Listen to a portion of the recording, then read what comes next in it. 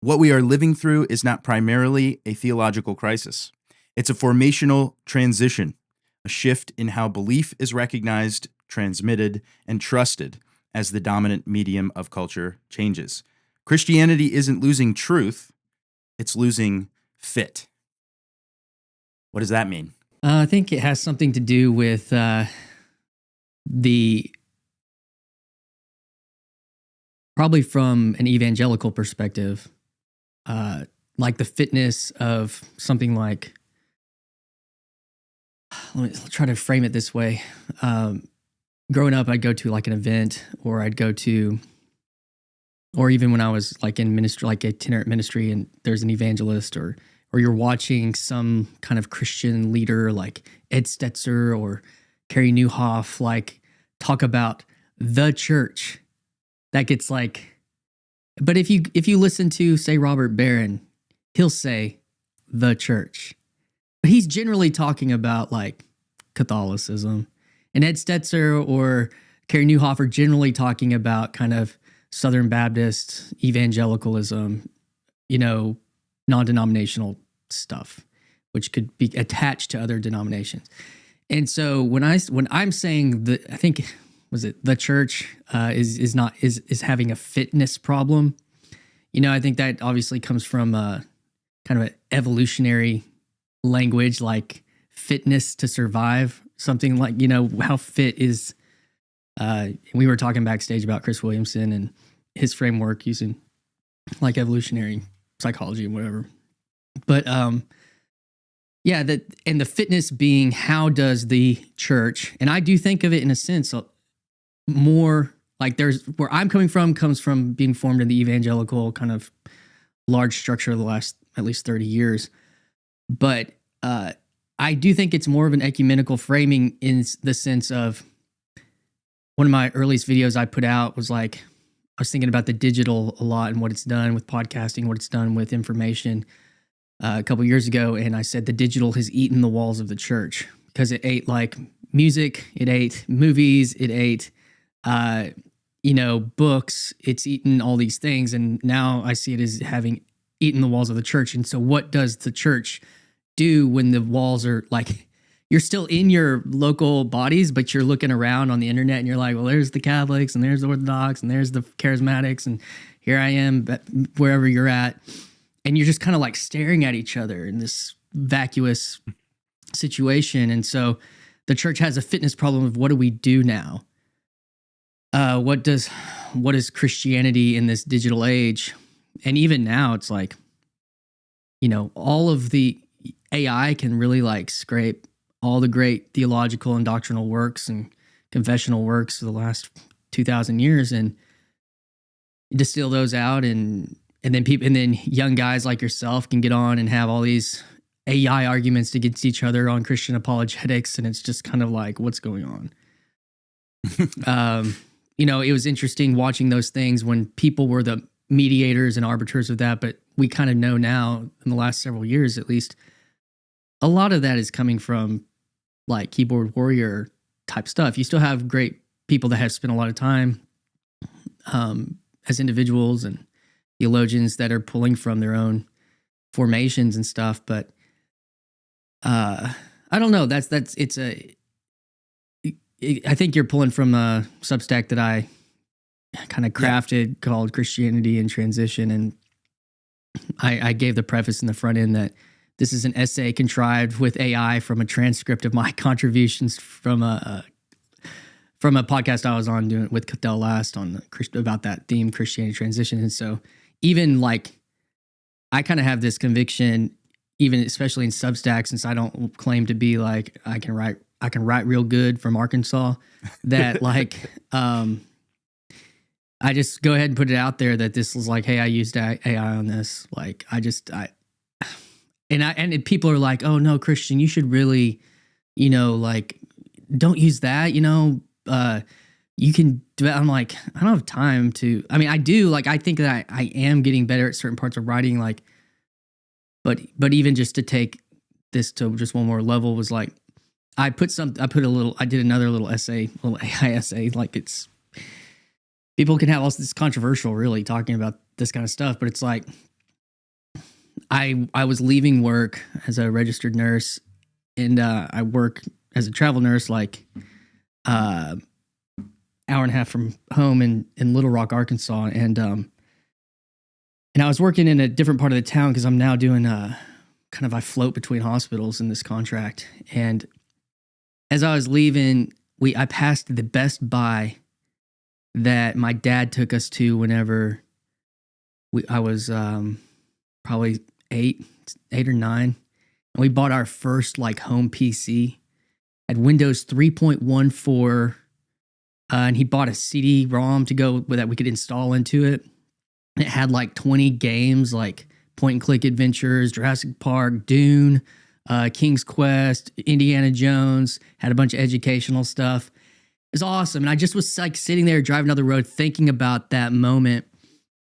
And I typed out some ideas, like a little kind of poet prose little thing, and then I just was like, make a Substack essay, AI, and it kind of like just like took that inspiration. And it's in my AI, my GBT stuff. It's like lots of transcripts from my conversations. It has like pretty fair. I have source inputs on certain projects that I want it to like be bound to and different things. And so, so on that article, again, what are we fit for? I don't know if what I'm doing is worse or better, but it's also like dealing with the mediums seriously and trying to be honest about it. As I think, as opposed to like, sometimes I'll like write something, I'll be like, take out M dashes because I don't just, Yeah. So anyways. Well, if you spend enough time on Substack, you'll see there's a whole camp of people, myself included, actually, that prefer to use M dashes in our own writing. Like we put them in ourselves. That's what we're saying. And that's what we're telling everybody, at least. Okay. Right. Yes. That's what the other people say. Yeah. No, I would too. I would like to use them. And I do. I leave them in there sometimes, and I'll even state, like, I think on that one I said, I left them dashes in ... at the beginning of the article. So. Yes. Yeah. Well, that's really interesting because so it sounds like that's a little bit of what you were thinking as far as the fit goes, and I guess that's something that I think is so important to this topic of like Christianity today. Is what exactly are we trying to be fitted to? Because even bringing up like survival of the fittest, spoiler from this article, like we'll get there eventually, but the idea is sort of like the things that are truly Christian are fitted to reality, some sort of unchanging reality that that will withstand the test of time. And so there's actually a strange, like at the beginning of Christianity is Jesus and his ministry, and then he's martyred, for his claims and beliefs and his life practices that went against the establishment. And so that reality is a strange one when it comes to survival of the fittest, because of course he ends up surviving, right, in the resurrection sense, but in the physical or something sense, like he doesn't survive because of his fittedness to a different sort of way of being. So I would say that Christ exemplifies a fittedness to the kingdom of God that supersedes fittedness to the current cultural moment. So then I guess that was definitely an intriguing part of this AI essay that you're saying, like even in the conception of this, it's a conversation that you had with Cadell, and then you utilized the tools and mediums available to you to sort of compress and put it into this. It's very, you have an electricity, like you say in the article, like you're utilizing the current modern tools that you have available to try to like not fit in, but fit to the way that people are taking things in. And I guess where I'm going is I've been thinking about like the purpose of following Christ, the purpose of gathering as Christians, the purpose of the ways that we do that and the things that we do when we do that, and I don't know if you have anything to say about that. Like what exactly is, because, okay, maybe I'll frame it this way. You mentioned that for years we had a literate and literacy culture. And so the written word, texts, people that can exposit those texts and teach at almost, professorial levels are valuable authorities in this arena. And that's shifting. And many people bemoan this, like, oh, nobody reads anymore. Biblical literacy would help us so much. And I think those things are true generally. But as we move to an electorate society, something that's very different than just the written word, but maybe more imagistic, or even like what we're doing right now, where it's a conversation that's being transmitted to, 100 people that will interact with this in a strange way. Like we can't change what we say because it's recorded, but they get to interact. They can leave comments. So everything about the literate culture is shifting. And so how does the fittedness of Christianity shift from literate to electorate? I think it's twofold, because the evangelical project that I was a part of for so long was very good at actually initially using the digital tools in the embodied meeting.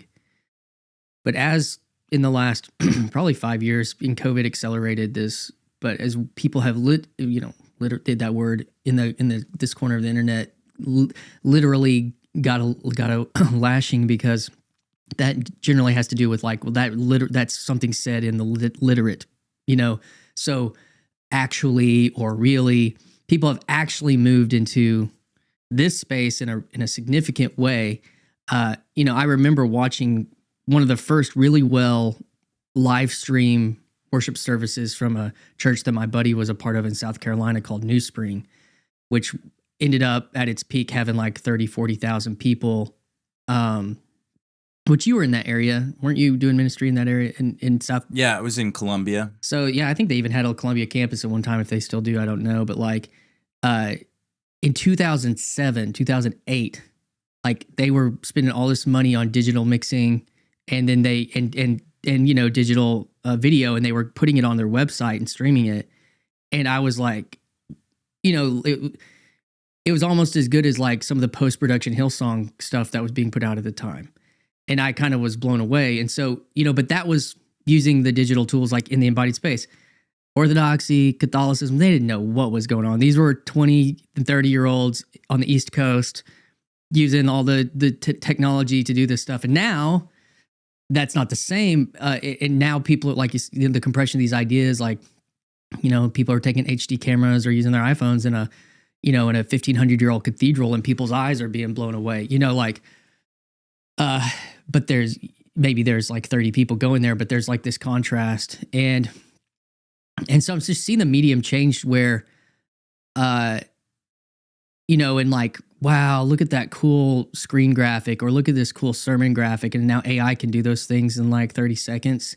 But you had a graphic design team being hired at a church. Like a buddy of mine was like one of the best graphic designers in the state of Arkansas. He actually worked at Ed Young's church, at Fellowship Church in the Dallas area for a while as their lead graphic designer. So I'm like looking at all this stuff, and I've seen how the digital and the mediums were being used in the embodied space. But now that we're so saturated with it on our screens, phones, what we're doing right now, television screens even, and how computer screens, I'm seeing the fitness of church actually lean into its historicity, and why these old cathedrals and older ways of doing things that haven't been invaded by, this radical modernity, this kind of mechanistic modernity being so appealing. So there is a fitness related to focusing on places that don't have screens, places that are doing more embodied things that aren't just information download centers. They're embodied practice and relational response places. but that Christianity's fitness moving into this space, like you were talking about, is being savvy in a way and recognizing that this isn't actually where you're going to win the Christian argument with apologetics, because, I watch Eastern Orthodox and Catholic young men and Protestant people like Redeemed Zoomer and stuff, like, go at each other on, or even like Trent Horn, or, it's like, and at the end of the day, everybody's got their weak spots, and at the end of the day, everybody's got their strong spots, and it's like everyone just kind of goes home and regroups and comes back and does it all again, and it's kind of like, what are we doing here? That's not really. I mean, and it's fun, like the Jay Dyer blood sport. Like, people are, young men are hungry for action and battle, and it's like, whether that's online video game and like co-ops, like, date myself, like Halo, versus Call of Duty, and what's the new stuff that's, Fortnite, and anything else that's like good 007, like. I was down with that in 6th grade, but it's like, but you, like, young men are, at that time in life, you're hungry for that kind of stuff. And that's where that plays out in our culture for the most part, and why MMA is so, powerful and everything too. But so you get into these space and you're trying to have ideological or theological warfare.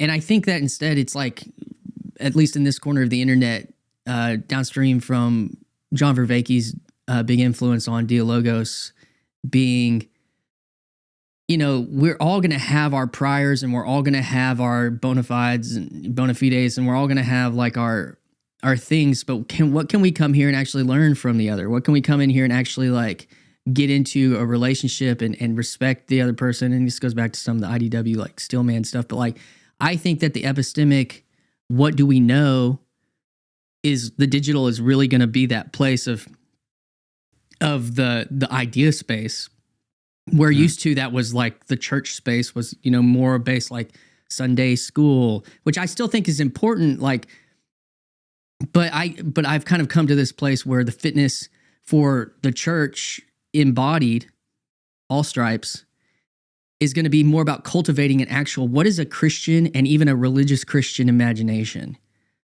Because you can get it from this place, but then like from the digital, you can see pictures and you can watch videos, and that's part of it.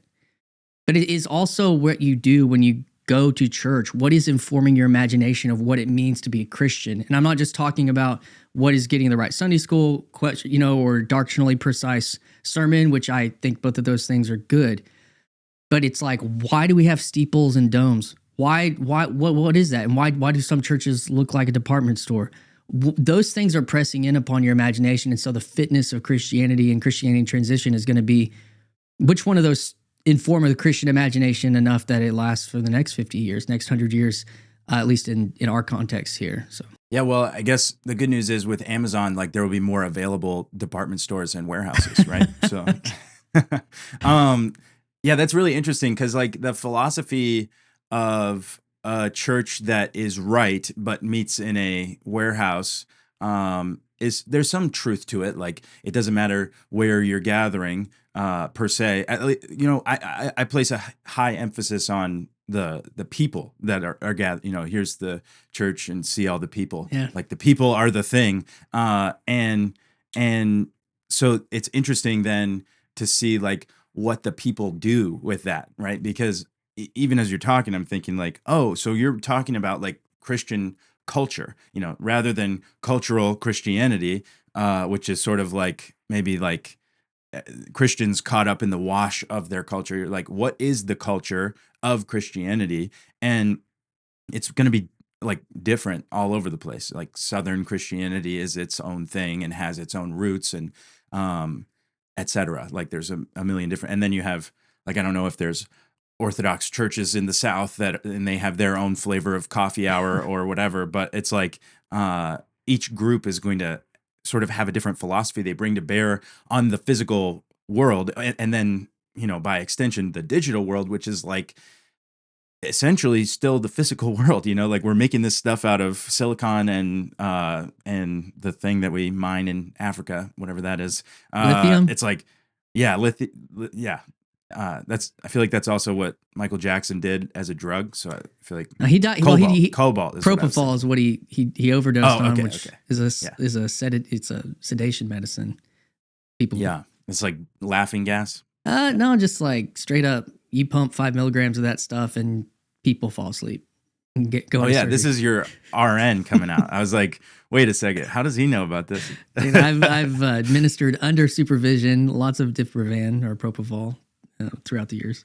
So I was just making the observation that the digital is essentially connected to the physical. Like there is no difference. It's just a part of the imagination that works through the world, and we've sort of mastered the elements necessary to create this not random, but this magical space, which we're able to talk on right now. Well, I think and like to that, 6 people know how to. yeah, like how it here's an works. example. I could show my son some kiddie version of a nativity scene, right? And Yeah. he's 8, not almost 9, and he's probably gonna be like, "Dad, this is kind of silly." Like I like watching, Jurassic Park or Star Wars or something like that. Yet at Christmas this year, when my mom, who has these two, like she has the nativity scene from that was her mom's, my grandma's, and she has the one that we grew up putting together, and they look different. One's like straight white porcelain and like this wooden thing, and the other one's like that kind of old English looking nativity scene, which was my favorite. And she had my son put up one when we were going over there to like cook family recipes one night. And then she's like, "Hey, help Jude put this one up on above the fireplace. We had to get on like a step stool and it's real breakable and all this stuff."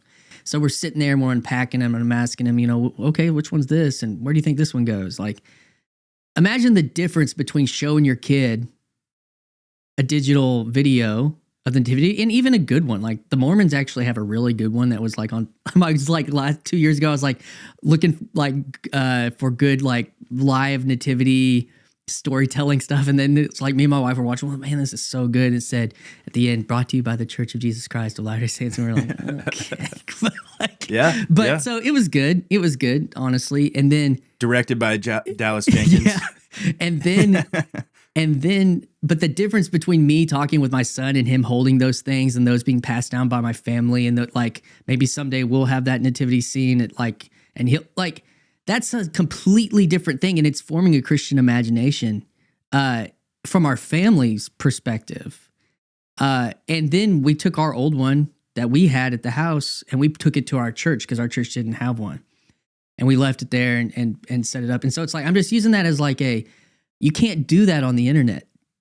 And that stuff becomes it's like an artifact. Yeah, it becomes so much more clear that and that these things, like I'm talking about the fitness of the Christian story. Like, why does that thing persist? Like the wise men weren't there, but everyone just keeps putting the wise men on that thing because it's telling a story. It's not like it's representing a story. It's not the story, that we know. Like you can look at Luke and it's like, yeah, and then several years later, the Magi from the, it's like, okay, but that's doing something else to our imagination. And I think what's interesting for you, knowing from our last conversation that you can catch on my channel, Christian Baxter, yours truly, YT, was how you were kind of formed in a very, I don't know how I explain it, but you didn't go to church, but it was a Christian home with Christian values and Christian teaching, but it was kind of like separate from religious participation, I guess you could say. So anyway, I just think that all that's really interesting.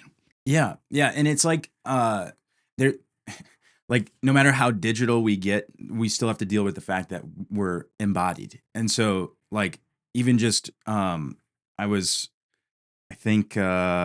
I think Huberman was talking about this with a semi-religious scientist guy, and he was talking about Orthodox prayer stones or something like this. The prayer beads? And they're, yeah, and then maybe, you know what it was? It was like the scientist he was talking to was Greek, and or he had like a former girlfriend that her family was Greek, and one of the relatives had like a worry stone, and it was just like something to rub, and it was in their pocket, and they would, like, if they were anxious, they would rub it. And so then Huberman gets into it, and he's like, and so this is really interesting because this is actually how your brain works, and when you're holding something and you're feeling it, that can actually like regulate your vagus nerve and all these things. So it was super interesting to get to like, oh yeah, we're just all embodied and we can't do anything about that, so like this virtual space is a super interesting thing to play with and participate in.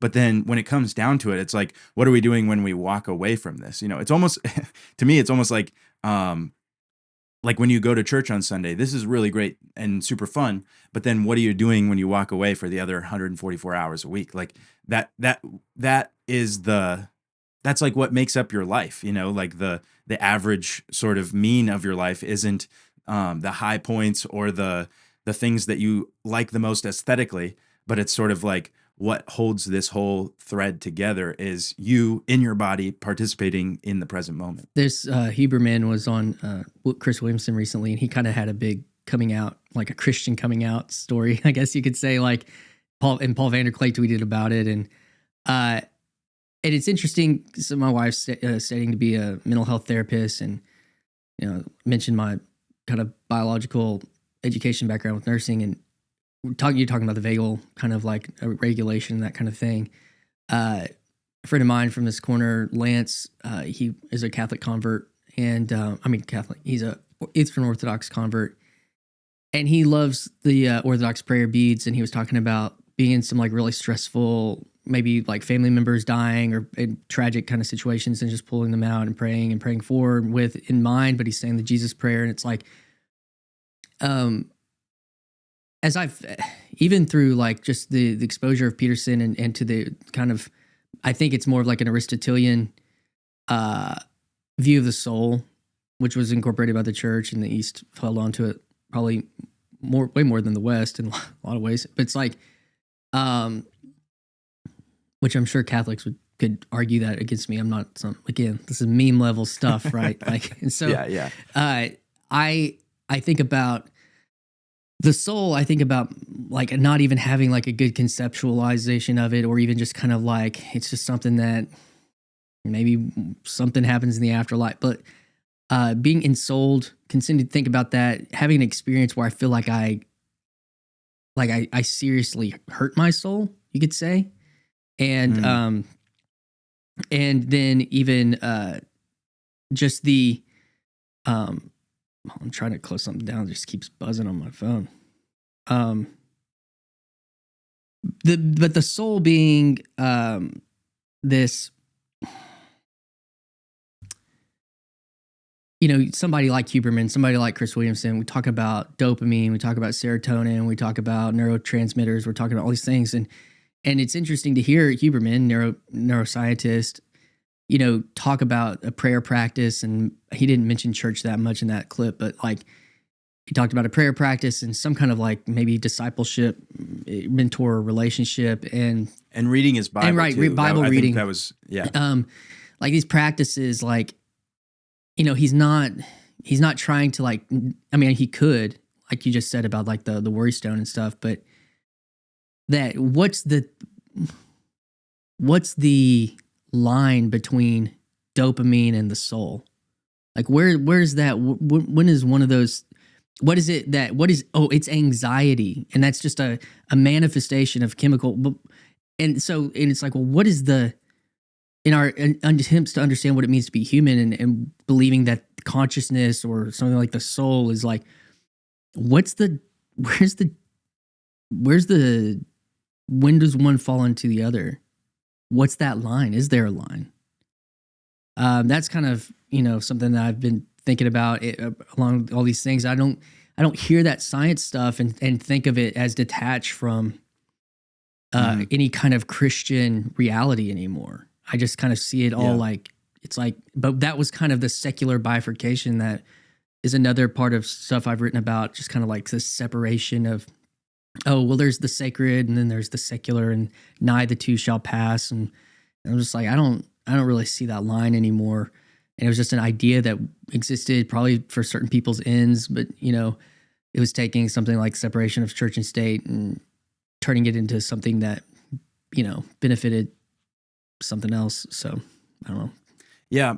Yeah, I think you're right about that. The separation of church and state, it was definitely leveraged by, we'll say, like the enemy, to eliminate the relevance of God to the everyday life of people in a society. And I think that's something that is definitely in need of reclamation.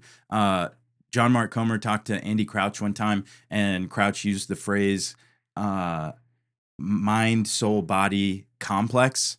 You can think of it like a matrix. Like, you can't take these things apart from each other. And I think that's a really helpful way to just understand like what we are, as individual human beings. It's like we tend to,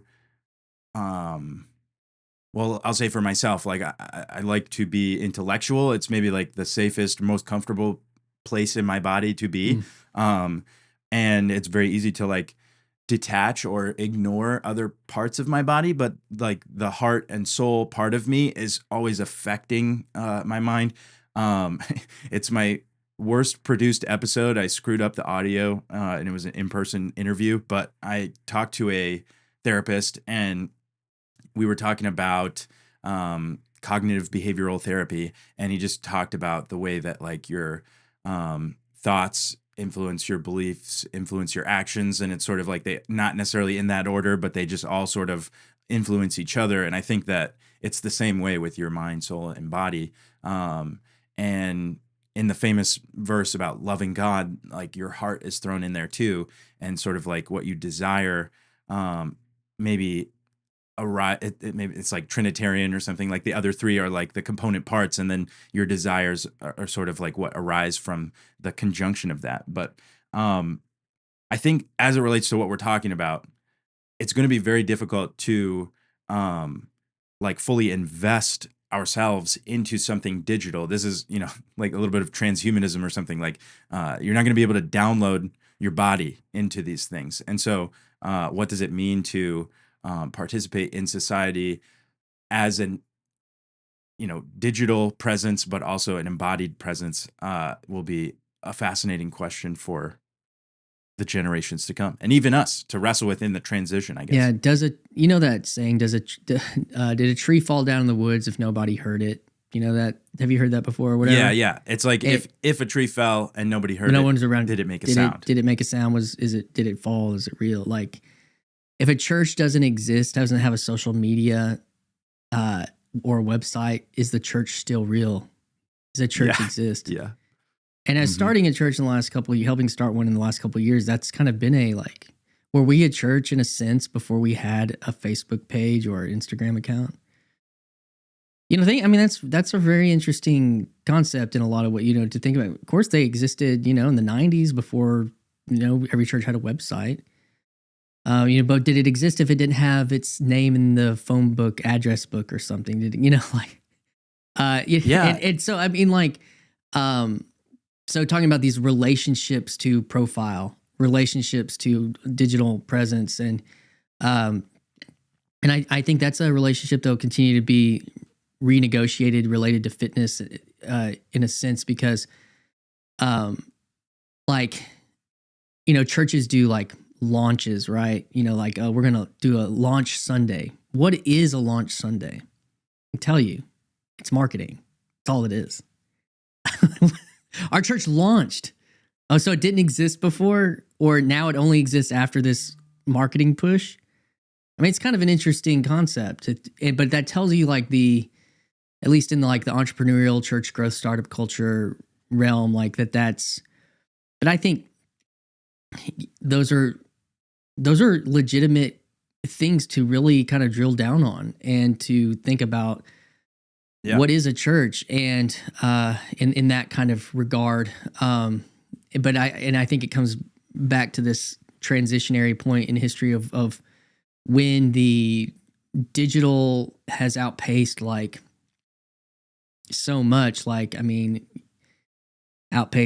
graphic designers, it's outpacing copywriters. It's outpacing certain things. I don't know how far, and I think it's interesting. Ben Affleck was on Joe Rogan this week with Matt Damon. I loved it. Yes. And yeah. I don't watch a lot of full Rogan episodes, but I watched about 90% of that one.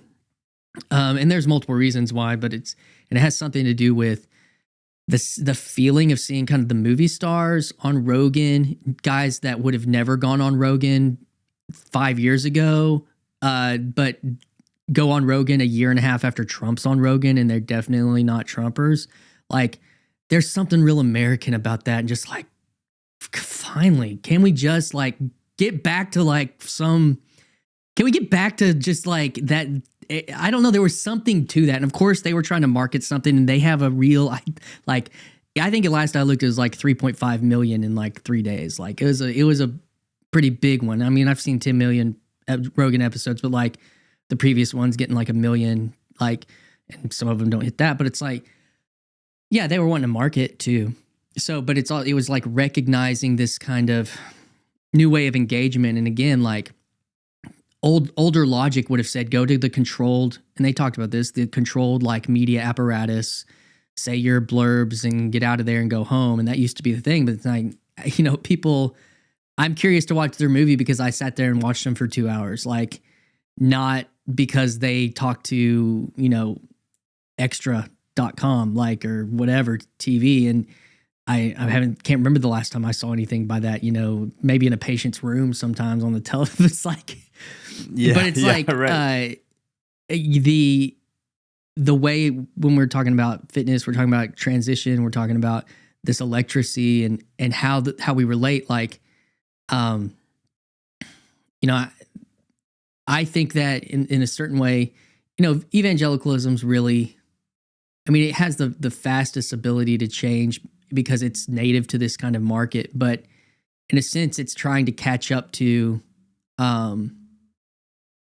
the thing that they can recognize, the thing that they're even drawn to. Like, I'm sure that, scrolling at night, somebody like, I don't know if you know the guy Christian Stanfield, or let's just say David Crowder, somebody maybe you've heard of before, that he is, he's not immune from being like seeing some like cathedral and getting into some cathedral like algo and just being like, I don't got nothing for this. And then I look at like Bethel, and I look at Phil Wickham, and I look at all these guys, and I look at Sons of Sunday from Elevation, and and they're all like doing all their religious retreats in like old church buildings, and they're all doing for their leadership teams, and they're all starting to do like these like super authentic, like Sons of Sunday, let's sit in an old Baptist church, in North Carolina and record this thing together. And like, we're just back where it all started. We're coming back to the heart of worship, baby. And it's like, and then you watch Phil Wickham with David Crowder on this recent like collab they did. And there's like stained glass windows in the back, and there's like a choir and all. And so there's like, they're trying to, it's using this kind of thing as like a liturgical or historical garnish, but it's not, to like stay relevant. And I just think like, I just can't look at that. Like, it's just like, they've got to make a living, and they're doing their thing. So it's part of that choice. But it's also kind of sad when my daughter, when she was like 15, went to like it's like called like Winter Jam, like with a friend of hers invited. And I was like, have fun. I didn't look into who was playing or whatever. And, I knew Toby Mac was going to be there. And then she like sent a video, and I was like, I think that's David Crowder. And then she sent another video, and I was like, that's a Forrest Frank song. And I was like my daughter is watching a 60-year-old dude from DC talk, like bounce around on stage, and then a 50-year-old dude, David Crowder, still like playing to teenagers. And I'm like, they're like trapped, man. Mm. And that like, that was sad to me in a certain way. Like, I mean, maybe they're having fun and everything. But there's something to that's also related to like this, I don't know, the Kardashians are kind of like the face for like the perpetual youth. And you have even people in Hollywood that are rejecting that, certain women actors. And, like, I'm not going to do the thing, or I'm going to actually get it taken out. This is getting ridiculous. Like, and so I see those things like are related in, Yeah. I think with the maybe the speed of the digital environment, we're encountering some of our embodied limitations. And one of the things that's like so human and real and authentic is our limitation. And when you get into like people think about this like Ready Player One or something, like you don't know who the person on the other side of the profile is because it's entirely virtual, and so you can be whatever you want to be. And that is interesting to some extent, but then there, like that, to use Ready Player One, like the limitations of each player in the game are sort of like what makes it interesting. Like, oh, am I going to be able to accomplish this quest or beat these people in this race or whatever? It's like those are your limitations. Your character can't just be the best at all of the things necessary for the quest, and it's automatic. Nobody would want to participate in that. And I think that my real point here was like to watch David Crowder try to stay relevant is like, no, just try to be David Crowder. We like you. We liked your music. That was great. Or like, yeah. So Yeah. there's a bit of like a selling out or something like that where it becomes less real the more relevant you try to be. And so then what exactly is Christianity trying to be fitted to? Is it to be relevant, or is it to be substantial? Like, is it to be, I call it like wise. I think Jordan Hall's been talking about it as faith, but like just like actually fitted to reality. That's the key. And so there's nothing wrong with having a good website, but there is something wrong, I think, with the philosophy of like our church doesn't exist until we have an online presence or until we gather enough resources to be, good at being online, because like there's something sad about the church with like the ancient website with like blue text and purple backgrounds, and you're like, what was somebody thinking? How could you be so bad at graphic design? Like, just draw this out on a piece of paper and see if you like it. And nobody did that because they're not skilled in that arena. But it doesn't mean that they're not loving and patient and kind and generous and like all of the things that I would say mark out a Christian person in real life, IRL. Yeah, it's going back to kind of talking about the like anonymous profile, right? I was listening to these guys. They have a thing called the Pugcast, and they're like maybe two Presbyterians, and Anglican, and Paul Vanderklar's on there recently. They had Andy Crawford on there. They've been going for a while, and they had one out today about like Gen Z in the church, and they were talking about a lot of this stuff. And I think the interesting thing about they were talking about like the hyper individualized nature of, say, something. They weren't saying it specifically this way, but like this is where I connected to what you're talking about. Imagine you have been like an anon online. You just had this profile, right? And you're on Reddit and 4chan and Twitter and everywhere else, and you get to be whoever you want to be, but you're so tired of like defining yourself that you like find yourself in some old traditional church, right? And you're like, can someone else tell me who I'm supposed to be? Yet they don't have any real socialized training on, in maybe their adult life on how to be in embodied community with adults or other people their age or not. You're talking about the person with the profile. Yeah. They don't have like any they're like, man, maybe they're hungry and they're starving for someone else to place an identity upon them instead of. But they just have their hood up and they're not or reaching they have out to their connect. They have their priors of like, all right, I'm an Orthodox or Catholic. Like, I know more theology than everybody in this room, but they don't know how to be a friend. They don't know how to sit and listen to somebody that. And that's coming into contact where you're not just, and to you, I don't know if it was Paul that was saying this, but Paul Vanderklar, like, you're not just a head on a stick, you're a body and a heart and a soul. And like, and you're going to even talk to people in this idealized version of Catholicism or Eastern Orthodoxy that might even be liberal, or they might even be like, but you're like, oh no, I found the one true thing, right? And then you're confronted with these relationships and humanity in a way that is challenging and that is human actually. And that over time you can but it doesn't just, you don't just bring ideas into the space and then it magically work. That's actually, so I think another version of evangelism is how do you, because the evangelism isn't even being done by people outside. People are showing up to church because they've been looking at church on YouTube for the last 3 years, 5 years, 7 years. They're showing up at church now. And that isn't, so the evangelism isn't how do I get them here? It's what do I do when they come here? And how do I care for this person, as opposed to, a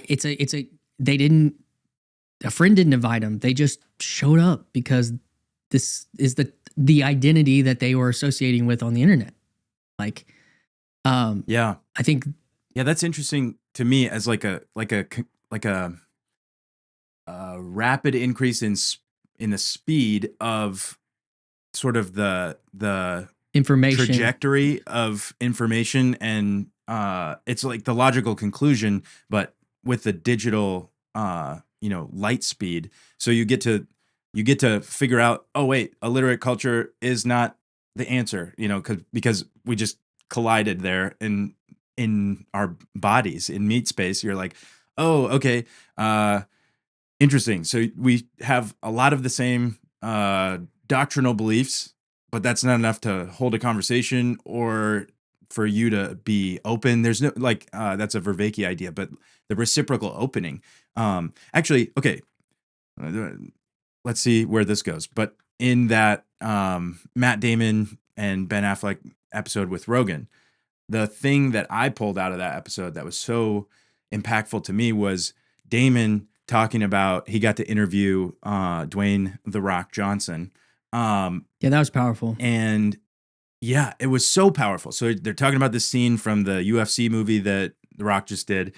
And, The Rock's character is on drugs and he's going through a really hard time and he's in the hospital and, or he's being confronted by somebody, sort of an intervention one-on-one with his friend. And he just, the way that he reacted was so powerful to Damon that he brought it up in the interview. And he's like, how did you know to do that? And so The Rock said, well, when I was a kid, my dad had some sort of substance issue, and that's how he would act. So when he was confronted with the reality of the situation, his dad would sort of just be, he would be broken by that. He was dissociated from it. And then when it got to him, he would be broken by it. And so there was some of that in that scene. And then when his mom got diagnosed with cancer, she was laying in the hospital bed and the doctor told her, and she just pulled the sheet up over her head. And Dwayne said that she looked like a little kid. And so those were two super personal, subjective experiences for Dwayne. No one else can go through those experiences, even in the same situation. You'd be like, oh man, this is really sad, or oh, this is really hard. But Dwayne's friend in the same situation with his dad doesn't have that impact. So it's his story. And then he took those emotions with his mirror neurons and his brain or whatever, and he just felt like this story has all of those same elements. And so let's see how my story plays a part of this. That's postmodernism at its finest, honestly.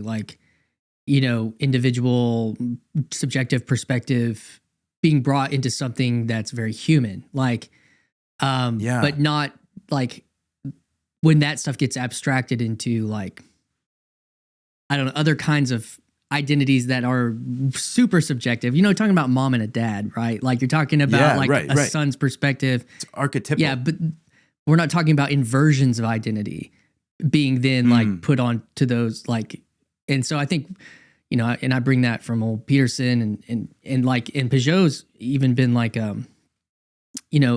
there's certain parts of postmodernity that are helpful, and I think that's what Peterson would always say is like, the postmodernists got it right when they talked about basically all of reality in a sense being like a story, and so that's a great example of that. And what did it do? I guess, like, to go back to your point about reciprocal opening is like, I mean, through the screen too, and these guys are experts. These guys, like, listening to them talk about film was like also, I don't know, like, you have two guys that wrote like a Oscar-worthy screenwrite when they were 18, like, and then acted in it. Like, these are not like chumps, man. like they're and then they're like two A-list actors for the last 20 years. And for the, they're also handsome, they're smart, they've got like a lot of things going for them, but the and charisma and all that. But like, listening to them talk about filmmaking and storytelling was actually, Rogan like really like latched onto that. And I think that's why they have a certain kind of insight related to this screen medium that was really interesting to bring that into the podcast space, because they talked, even Damon talked about going to movies, and then people said this kind of thing before, like I think it was John McWhorter talking about theater being his like church, and theater as in like opera or like live performance art, but Damon was talking about, got all my kids ready, we kind of dressed them up, we can go to, you pay for the thing, you sit down, your tension's focused. He's like, it's all like getting ready for church. And then like and they talk about that like spiritual experience, and it was interesting to hear even Ben Affleck's ex-wife is a professing Christian. What's her name? She's famous. I know he's had several ex-wives, but the one with his kids, all his kids. But so he has like a relationship to that stuff, and they're from Boston and whatever. It's like there's like a certain, at least at a time, like Catholicity was like kind of a underpinning of Bostonian culture. But I think like you kind of heard them mixing these things and these metaphors and these ideas together in a way that even like I said, like there was even like an opening for me to like to that experience. And I think Jason Bourne and the second generation DC Batman, and like I don't know, like I even liked The Accountant. I what's crazy is one of my favorite Ben Affleck movies is like everyone like hates on, but it's The Paycheck. Have you ever seen that movie? No. It's kind of a cringe, like moderate sci-fi movie from like the early 2000s, but like I got it. I thought the concept was cool. And anyways, it's got like Uma Thurman in it, and it's kind of cheesy, but anyways, he's probably not very proud of that one, but that's beside the point. The reciprocal opening, I think that was interesting that you brought in there. I just wrote down because you were talking about the screens. They're masters of the screen. And I used to like to, I think I mentioned in our conversation that I was in a theater company. I like to act. I did like comedy and improv comedy and stuff like that.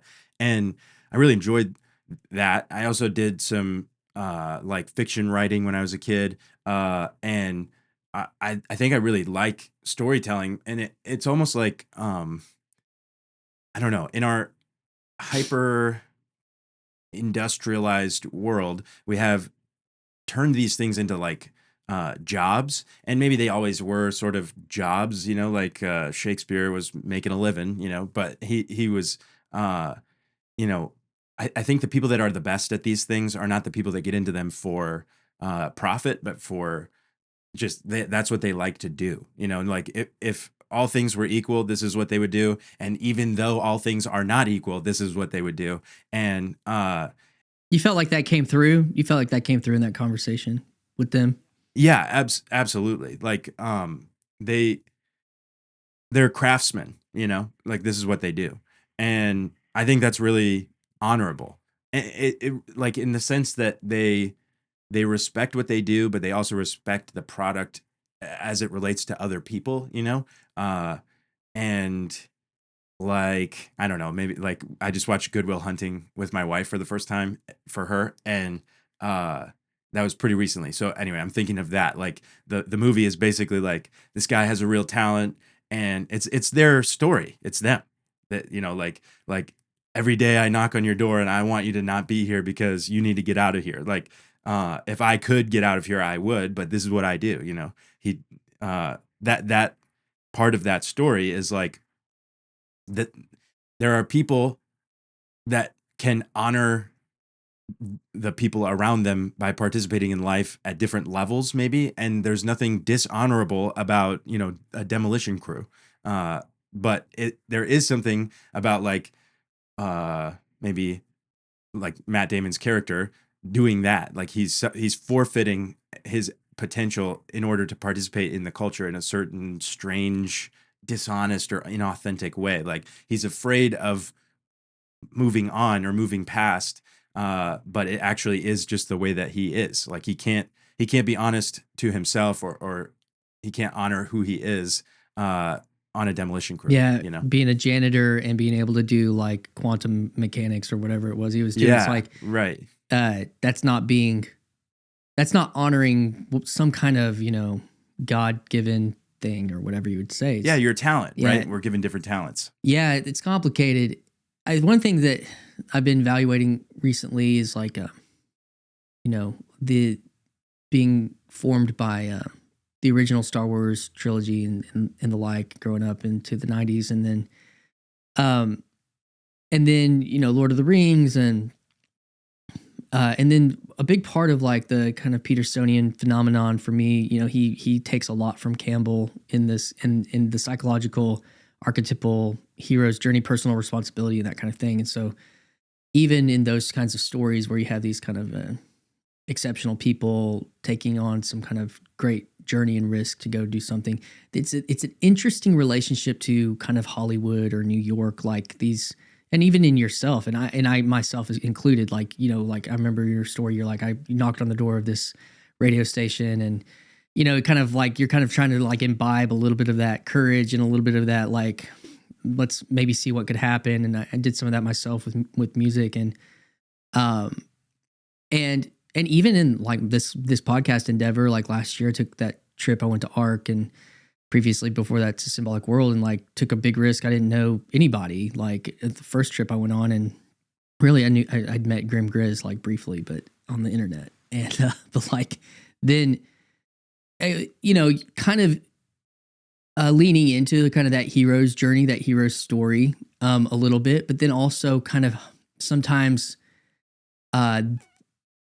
it's like even in those stories, like what happens after the knight slays the dragon and becomes the king? The story doesn't end.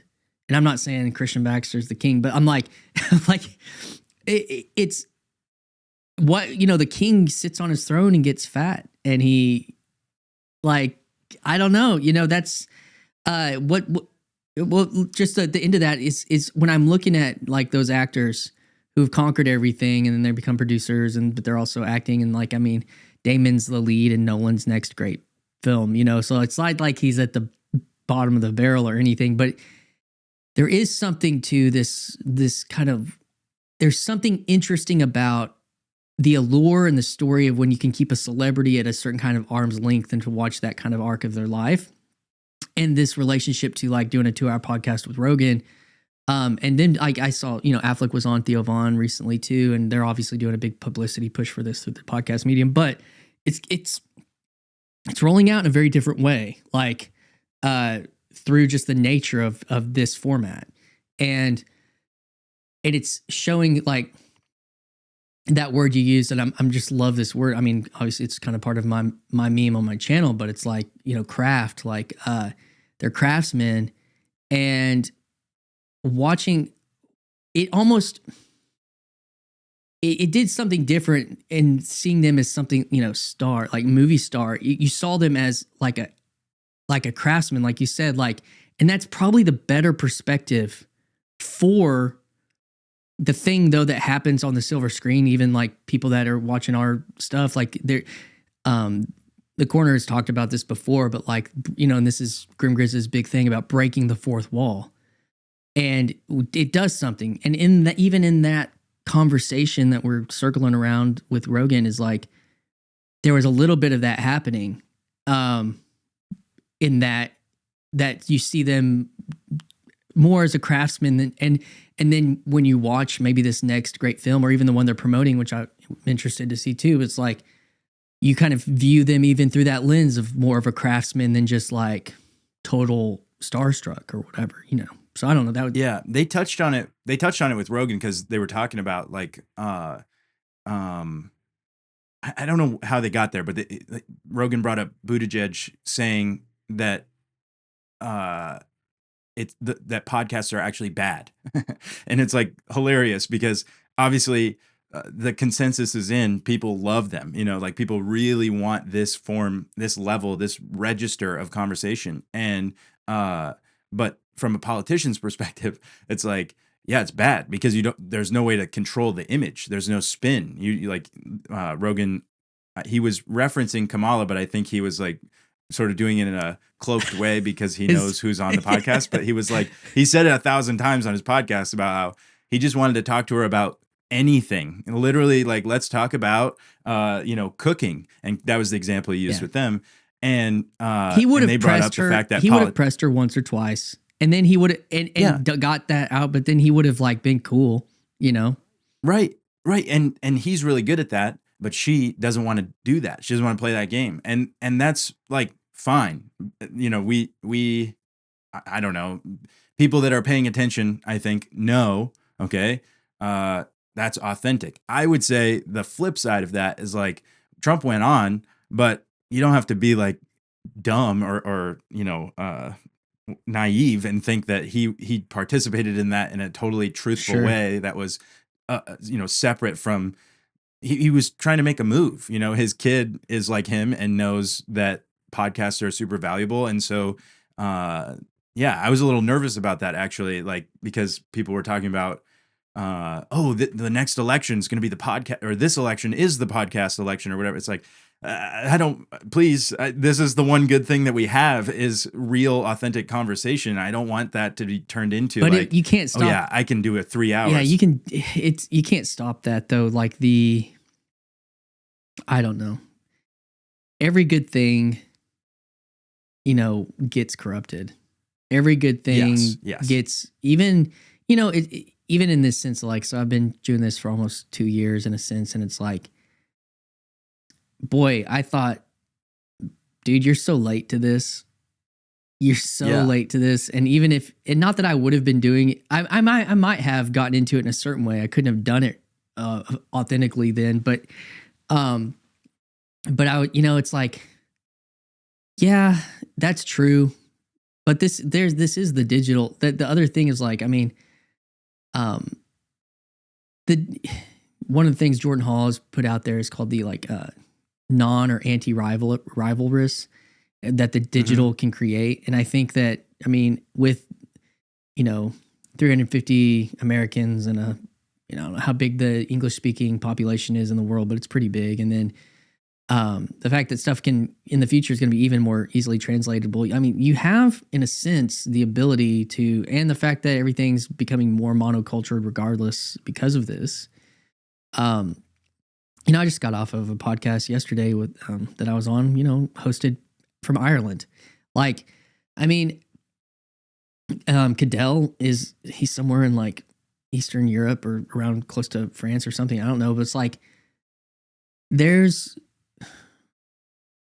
it collapses distance in a type of way where in our sensibilities, like, I'm so late to this, and again, like trying to find a right, which I wasn't like, I didn't go start doing this within a strategy. So don't hear that in a sense, but it was like, there was something hearing him talk about that the non-rivalrous nature of the digital is like, which again, we could take this all the way back to kind of the church and apologetics and epistemics, as well as like, that's why I don't feel like I have to like win in this space, because like, oh my gosh, there's so much.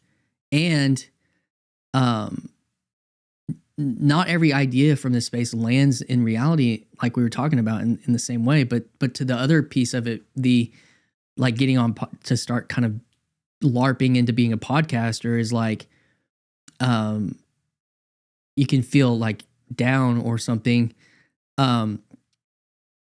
Because sometimes I look and I'm like, man, is there anybody that's not doing a podcast? It's like, and look, you find a new something, someone sends you something else, and you're just like, man, people are, but like they never came across my algo, and Yeah. and Yeah, my wife always tells me like nobody else is doing a podcast. Like because she's just in real life.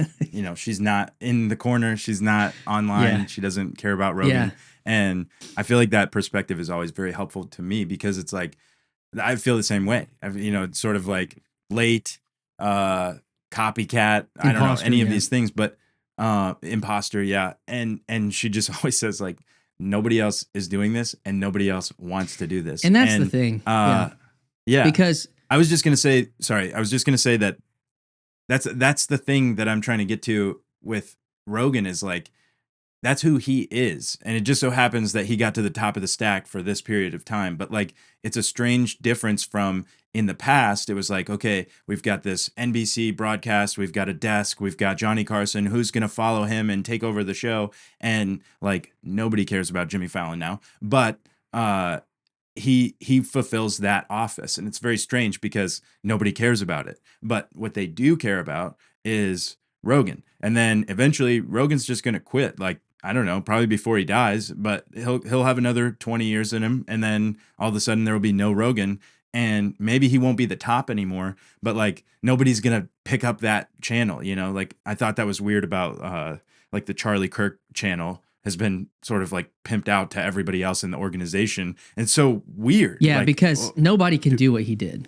Like he was exceptional in gifting for a lot of different things. And what I'm saying is people are following people, right? So even like that's the interesting thing is like it's a relational reality and it's not a business. You can't have like it's the business of being yourself to whatever extent you want to do that. Each person it varies. A really good example of this was Brett Cooper's exit from the Daily Wire.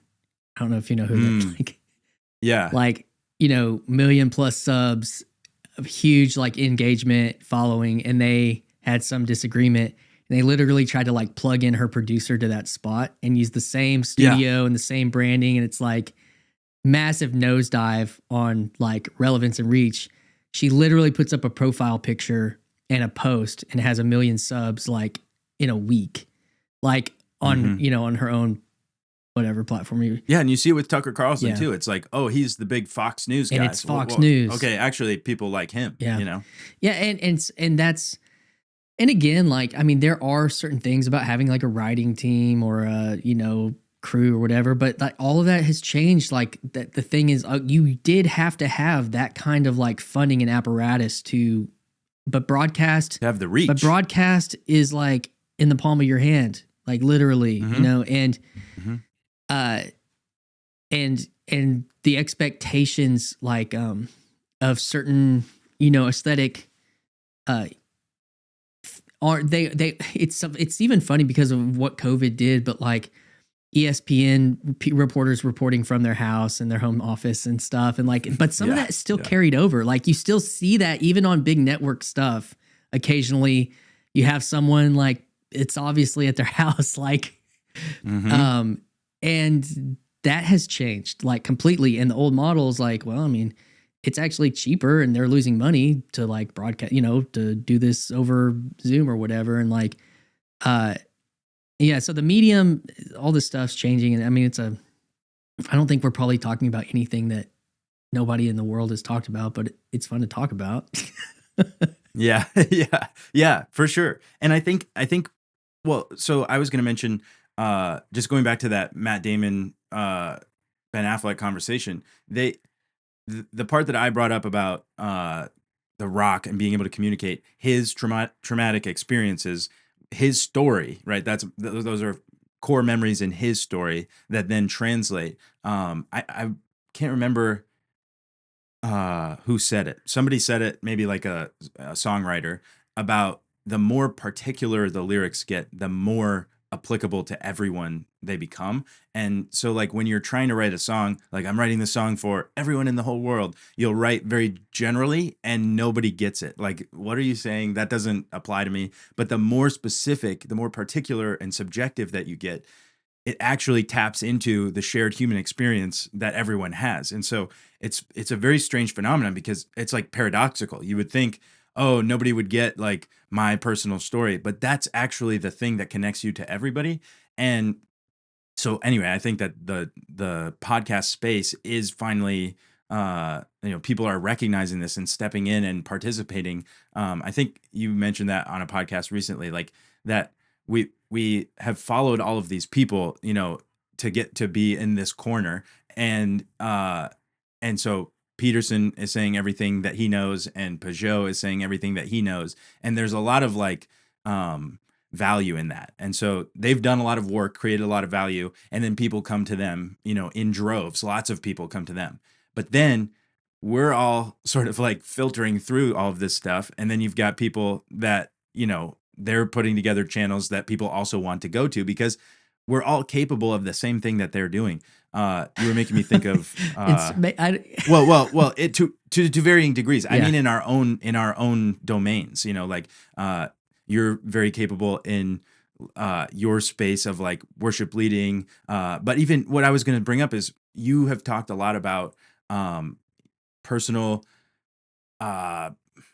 like your personal story and all that entails. And so that is extremely connective content. Like if you were just in it to make content, that would be disgusting. But you're actually in it to be a person and to talk and to share your story. And so then it's not disgusting, it's actually beautiful. And it is who you are because it's what you've been through and what you've done and what you are doing. And so all of these things come together to make up the stuff that people want to, like the reason that people trust you, and this is a fascinating aspect to me of like, there's different channels, right? I think TLC has a super high premium on authenticity and not so much like necessarily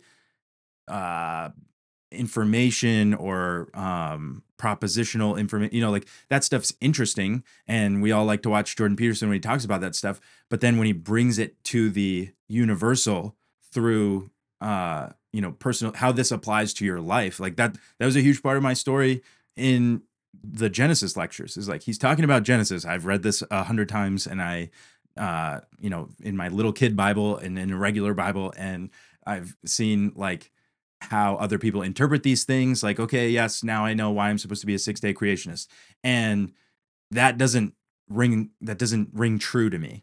But not necessarily the creationism. I'm just saying like that doesn't connect with me today on a Tuesday. But what does is the fact that like I have the ability to clean my room, and make a walled garden of my house, and that's emotional, psychological. It's that heart, soul, mind, body complex that we are. It's like, oh, okay, now I'm in. This story is gripping, and I want to see how it ends, and I want to see how it affects the story that I am currently participating in. It's an interesting thing that you have a cultural figure that blows up to a certain degree. There's probably people that don't know who he is, but I mean, he's very famous. He was hanging out at Mar-a-Lago, like whenever he was like that was just the Daily Wire Connect. Yeah, well, yes, but there's probably people that are like even politicians that like listen to him and it probably like did something to them personally, even if they're still doing their thing. Like that, there were probably people there that was like, "Hey, thanks, man," or especially the political side. But you would wonder if anyone like took like that second degree leap into some of his more religious aspects. Mm-hmm.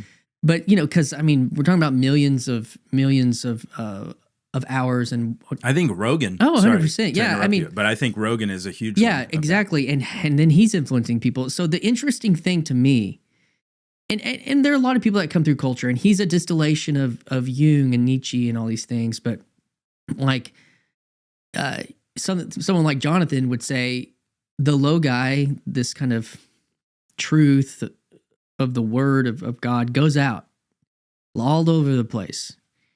And you can listen, you can take it to like the parable form of, the different fertile ground or non-fertile ground. And it lands, and I'm not, we can have conversations about it. Was it a Christian, message that Peterson was putting out? But regardless, something went out. Something was hyper salient. Something brought a lot of people back to Christianity or to Christianity, regardless of the messenger.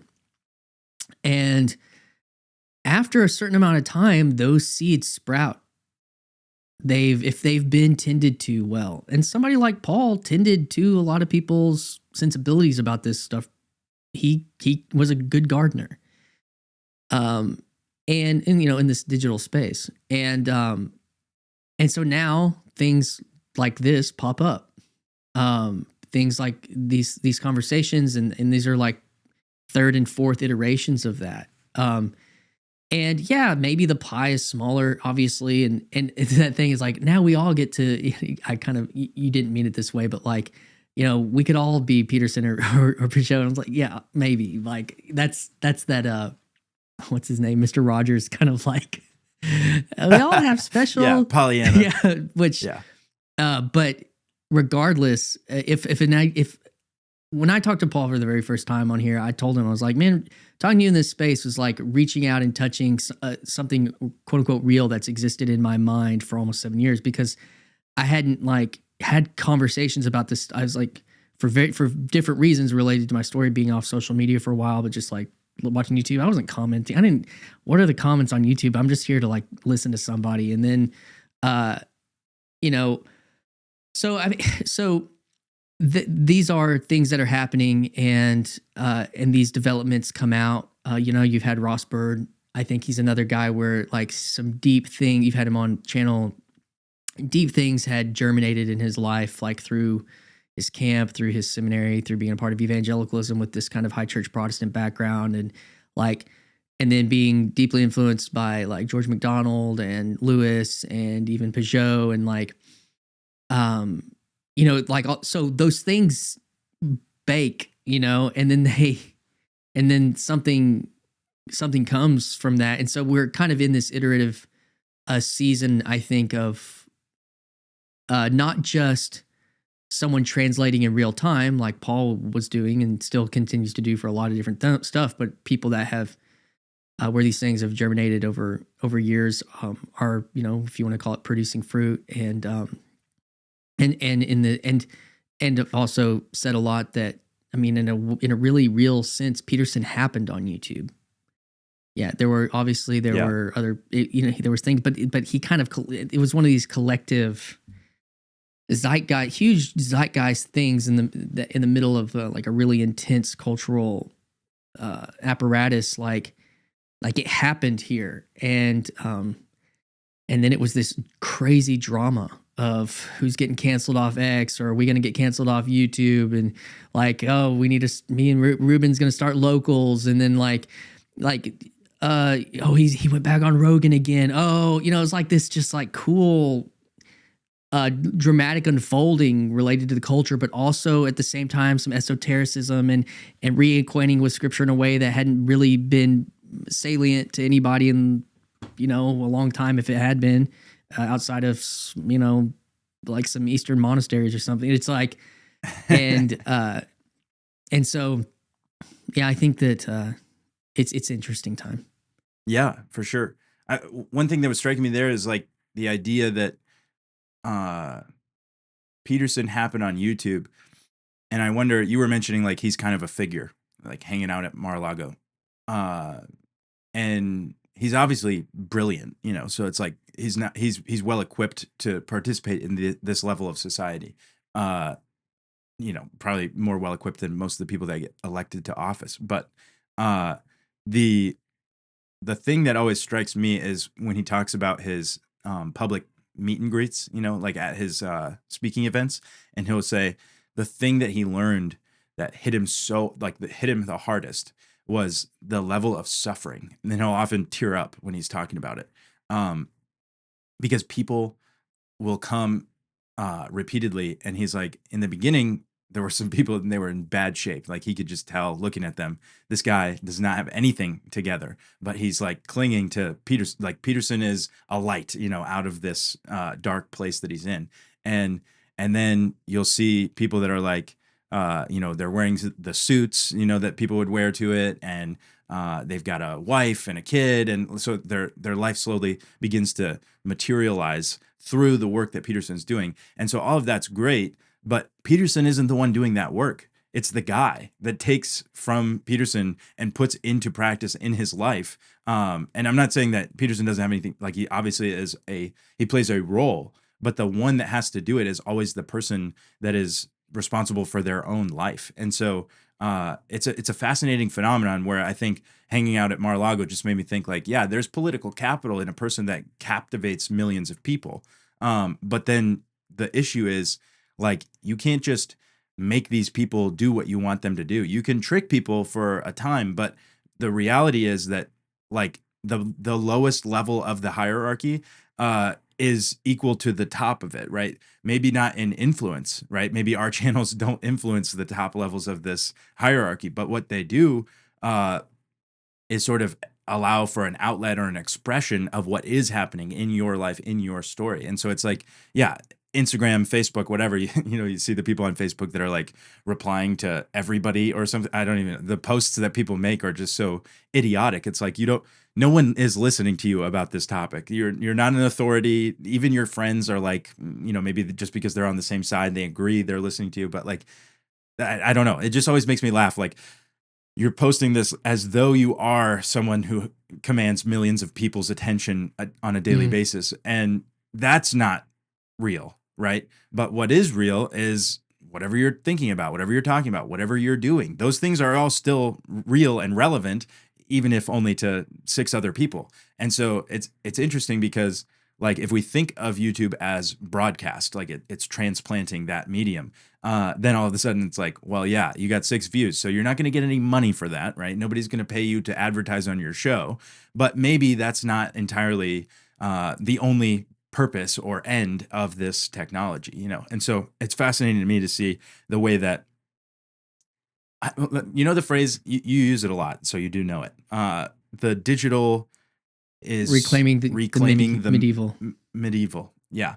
So one aspect of that, like I always wonder, like, what is the medieval? Like whoever said that, I assume they probably meant something specific about the medieval, but it's almost like there just wasn't YouTube. So if, Peterson happened in the medieval times, it just would have been like whatever, like the Lord of the land is saying that men can be women and there's no problem with this in sports or whatever the Bill C-16 equivalent would be. And then this one, peasant farmer or whatever is a little bit higher than that stood up to the guy and he killed him, and then that's the story. And it's short and it's not very much like what we had today. We have a totally different space in which that can play out.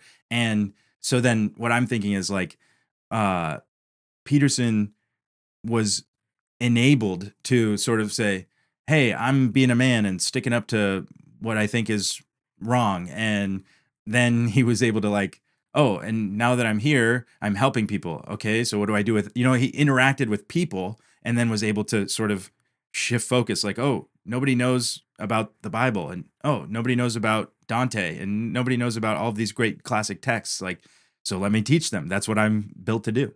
Yeah, I mean, I think a couple of things. One being, like, was he equipped to be that figure? And I don't, I mean, he's had some real struggles, relate, and I think it's related to, when we were talking about neurobiological realities and the soul and all that kind of stuff earlier in the conversation, like, a figure like Taylor Swift, a figure even like Jordan Peterson, who is not even as famous as Taylor Swift, but she's much younger, and had been in the public eye, like had gradually grown into the public eye. But this guy's, pushing 60, and then all of a sudden he's in, like, I think there's really intense neurobiological, spiritual intensities that press in on a person in with that kind of exposure, even in a building or a large, arena. Like, I remember watching him at the at Liberty do a chapel service, and so funny. One of the guys, the chaplain for that school at the time, this guy named David. He's from Iran. He spoke in our little town a long time ago in the 90s because he was doing like travel evangelism. And I went to a couple of conferences that he'd done, but he was at Liberty as their chaplain, and he was kind of a big deal in the Baptist, like, itinerant evangelical world. He had this testimony about being from Iran and whatnot. Anyways, beside the point. And like this guy like comes out of the crowd and he's like asking for Peterson, the security guards, and Peterson's kind of like, wait, and he starts crying. Peterson's crying. It's like, please help me. And like he was like feeling like you're saying that. And I think that people don't realize that he was trying to thread a very intense needle between the spiritual and the political, in a way that had not been done by the church, not been done by secular politics. And it's kind of one or the other. And he was trying to thread that needle, and it cost him because people were so hungry, like you're saying, young men, especially, like the energy and the power that was being like directed at, and the desire that was being directed at him from those, I think was like incredibly powerful. And, making the choice to partner with Daily Wire, and people can have all sorts of, conspiracies, or they could have all sorts of opinions about all that. And, but even I remember watching him, he went to some event. It was like a COVID, I don't remember what it was. It was a big march or a big event in DC, and like Brett Weinstein was speaking, and RFK was speaking. And who's the comedian? Russell Brand was speaking, and like he got up there, Russell Brand's like leading the Lord's Prayer because he had this conversion. And then like you see Peterson in the background praying the Lord's Prayer, sitting down. And I just remember kind of thinking, I think Peterson doesn't know where he's at. I don't think what am I? I think I looked at that situation as a major like identity, like, and he's had certain little things where he kind of poked it. Like, people say, oh, he didn't ever say he was, there's a very deeply hidden, and Paul's brought it up before, like where he kind of basically says he is a Christian, like on a random podcast on his channel from like, webcam days gone by. Yeah. And like, but I just remember like in that, like, is he there as a spiritual figure? Is he there as a political figure? And then he's like in the Lord's Prayer with Russell Brand. He when he was talking to Brett Weinstein about going to that conference, I remember him being like, yeah, I think I'm just going to go see what's going on. And and the cultural zeitgeist was changing so much and so fast, like that and this pushing up, like he's fighting. And all of a sudden they like that wing of culture and politics started to tip. And now all of a sudden you're now you're not on the defense, you're now on the offense or something, like, because it obviously happened. I mean, in a way culturally, and Elon Musk had bought Twitter maybe right before all that, or right around all that time, and opened up all these new avenues. And I think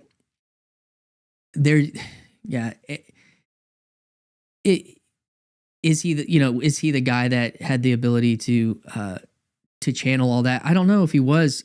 There's times where Paul Vanderklay would kind of analyze the situation and say, like, he lost a lot by becoming infamous and famous. He lost his whole, research career, and granted, is he wealthy? And granted, is, his channel, it's funny, like watching his channel be a content machine and not a person anymore now is like kind of a really interesting, and I don't fault it for that. It's just real, or, his Twitter and Instagram, it's old Peterson stuff being packaged and better put out there. And granted, like, I obviously was affected by this, and we're having this conversation. So there's a lot of good things there, but it's an interesting phenomenon to watch something like that happen. Even I think something like Scott is going on with Scott Adams right now with that similar kind of thing where these profiles, and even like David Busatil is a guy in the corner. One time I was doing a live stream recently, he's like, do you think that this channel, like, have you thought that maybe you would like give it to your kids? Have you even thought about that being like a thing? And I was like, I don't even know. Like, what Yeah, does it? right. What does all that mean? Uh, and again, like these journeys. One of the things where referencing back to earlier in the conversation when we talk about like these evangelical churches that were like on the like people even like Mark Driscoll from Mars Hill and the interesting trajectory of that whole thing is that were really good at packaging podcasts and sermons and digital media and clips and like harnessing all this stuff. Like the evangelicals were like, they've been doing this for a minute, you know, where like and even the people that are coming out of Protestantism into the more traditional spaces are bringing like those sensibilities with them into these new avenues. And and so it's like, I think that as I watch all that from my weird perspective of, you know, some people when I came to the corner, they're like, Baxter, like he's not doing this right. He's not authentic because he's not using a webcam. He's in a studio and he's got a 4K camera. Like, who does this guy think he is? Yeah. Like unfortunate, or I don't know, unfortunately, but that was just me bringing like, I'd already built this and was like putting some stuff out on Instagram and doing music stuff. Like I'd already built all, it wasn't like this is who I am. This is the bread, you know, the Big Eva thing that baked me. But what's interesting is like bringing that into this space and realizing like, I still know how to play on the internet. I know how to like try to promote an image. I know how to like try to do all that, but I don't know how to play with these people. Can I just let my guard down? And like, I learned a lot from that, you know, but at the same time, it wasn't like, oh, well, if I want to fit in around here, I'm not going to use my equipment and I need to like go to some weird looking angle that it's like I need to try to like, go bounce on the trampoline or something. Like, I'm like, no, I'm just not going to play that game. Like the authenticity, Yeah, right. like that's like you know, but I can learn things from like that perspective and learn how to like bring that into something else that probably in a certain way has a different kind of salience to people's landscapes and stuff, to my attention or whatever.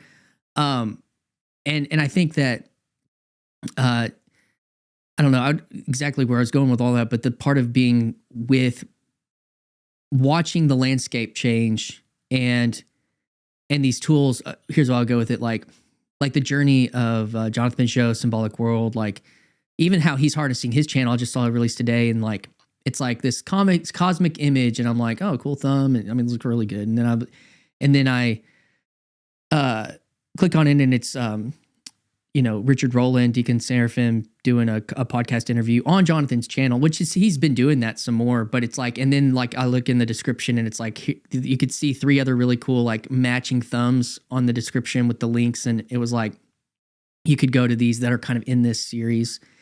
And it's like, this is Jonathan's channel where he was doing the webcamish kind of like, you know, Vervaeke and Jordan and, you know, interesting podcasts like, but it now like, it's turning into this marketing device, which is harnessing like the audience that he's already built and the ideas that he's been having conversations around for years.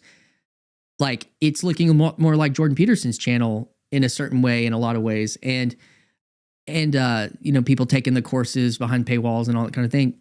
This is not a critique of that, but it is just interesting to like look at these patterns and and to think about what are we doing. And even, I mean, where I sit today, if I was going to make that change on my channel, I would like make a statement about it. I would like put something out instead of it just kind of like morphing. I don't know, that I might be wrong. And maybe someday I don't know, like, but it's not being inauthentic to sell something in a marketplace. But I think that just acknowledging that this is what, like, there's a telos to these things. Like certain things is a podcast, is what I'm doing. If I keep doing this for 5 years and I'm like, does it go somewhere? Do I want it to go somewhere? Am I building something? Is it a business? Is it my person? Is it still truly me, or am I like clocking something in? I don't like, these are all important questions related to this, and we're still so, in a sense, like early on, because maybe it's healthier that Jonathan doesn't stay like a person on a channel and like has, you know, in a certain way. Like if the business is running, he's built something and now his ideas are being like, you know, trusted into like Richard and other people. But it's like, and he can do some more art, or he can focus on writing, or he can focus on the business itself and learn to be better at business. And because that was one of their big struggles starting off, was like he had this podcast-ish platform and they were trying to like launch Symbolic World Press, and they were like, I was at their conference, and it like they told stories later, like we were like about to just like completely go under, and we had some people come in and help, and you know, they were having logistics issues with getting their books out and all sorts, you know, like real things that, you know, and I look at that, and then coming from like the big evil world, like you look at like Instagram and you see people, you know, like have been doing, this is like a game that people like, it's a game you play. And yet this is what's interesting. Like was Peugeot's channel a ministry? Is Symbolic World Press a ministry? Like, and for me growing up into this space, like sometimes I wanted to say this more. I thought about like making a video about this one time. It was like, I've done this all before. Like I had a band, I had a brand, a website. I was doing Facebook page before anybody had Facebook pages. And I was, you know, trying to get music on there. And we had our MySpace before that. And like, you know, photo shoots and like, but it was independent and we're going to go record it. We did a Kickstarter in 2011. We're going to go record this song in this guy's studio in Nashville. And we documented some stuff and put it on our Facebook. Like I don't know how to say, but like, so I had a sense of that. But the thing about during that time is that I was like, this is a ministry. Yeah. And I worked with people that were like evangelists that had ministries where they were itinerant and they would travel, and they had websites and they were on Twitter, and they, you know, like sold shirts at all their weekend retreats and maybe some cool watches, like, and this is like that phrase, but it was like, man, look, the Lord's blessing our ministry so much. The Lord is blessing our ministry so much. So my calendar is full, and like, man, you know, I made X amount of money this year. And I just remember being like, dude, you're so good at what you're so good at this business. Like you're way better at the business than me, and you're way more successful. And it's like, we're talking about the Lord. Like you're really just a damn good entrepreneur and like salesman, which is kind of gross, but at the same time, like, and so I think like I just had a conversation with Bob the Baptist, who has a channel called Brave New Tube, and it's my second conversation with him on the channel, and he had people telling him, hey, you know, bro, if you really want to have a respectable ministry, you need to probably change your profile. Of course, he's dealing with a lot of Baptists and stuff, and he's like, am I doing a ministry? Is that what this is? And I think these are really excellent questions, because am I just a person on the internet, or are you just, you know, Inside Incorporated? Is that like these, when we use these words and then we're using certain tools and techniques like ministering to somebody's soul, to a person or a parishioner or a congregant, is not the same thing as like talking about, you know, epistemology or theology on the internet. Or it's like, you know, even guys like, who are some of the Wes Huff or Gavin. Yeah. Like, or even the Orthodox bros, like Patristic Nectar is a ministry. Like, I think that it's like, but it really is like Father Josiah Trinum is like his personality, and like Robert Barron is this a ministry, you know, like, or is like what those relationships are interesting with the digital. And then hold on to that thought, but the last piece is like digital reclaims the medieval, which was part that you put in, is like the way that I conceptualized that just on my own when I heard that was like, there's something related to iconography and the compression of ideas into image. Like memes are very related to like people recognize things in iconography that if to the naked, if you don't have like the kind of storied history of what's being done in the art, you don't recognize what certain things mean. And the same thing, like when my daughter, who we just gave Instagram to, she just turned 16 this year, and and it's interesting because she felt so left out. Like the kids are talking about jokes at school that she just didn't know. Like because she doesn't have the electricity or the mimetic.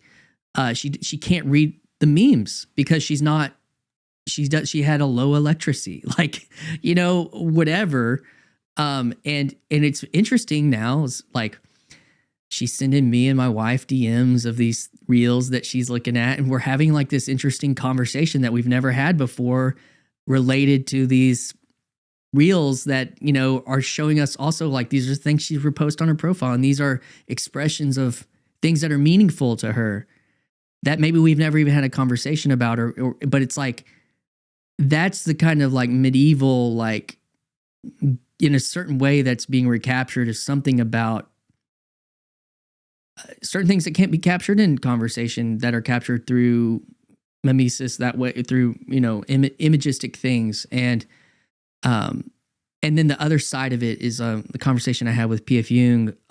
He had like a video about digital feudal lords, and he had like Destiny and Jordan Peterson and maybe Nick Fuentes. I don't remember who the other person he had on there, but it's like you have these mimetic feudal lords that you were kind of talking about earlier, like these people that they're kind of like they have their vassals and their prefects and their governors and stuff like in the digital space, and that comes across.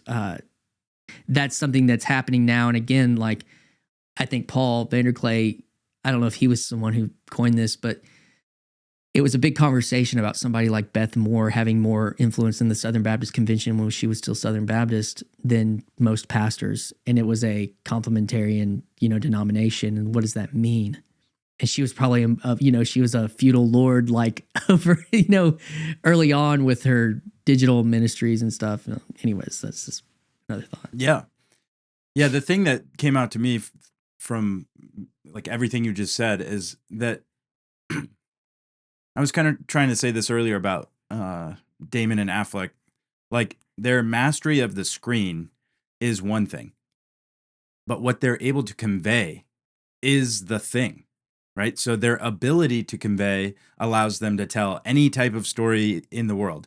And that is cool, and their proficiency is fun to watch. But if they're just making excellent films about stories that don't connect with people, then they don't really truly have reach and connection. And so to me, this extends all the way through the Peterson phenomenon, where it's like, okay, so this is the type of person that a lot of people want to know. It's not just the information that he's sharing, but also the person he's built himself to be through his psychological training and his education at extremely high academic institutions. He is interesting, but at a personal level. And so all of the things that he's relaying are not necessarily just propositionally relevant to people or procedurally relevant, but they want to participate in life with him. And so that's extremely strange and probably debilitating, like what you're saying.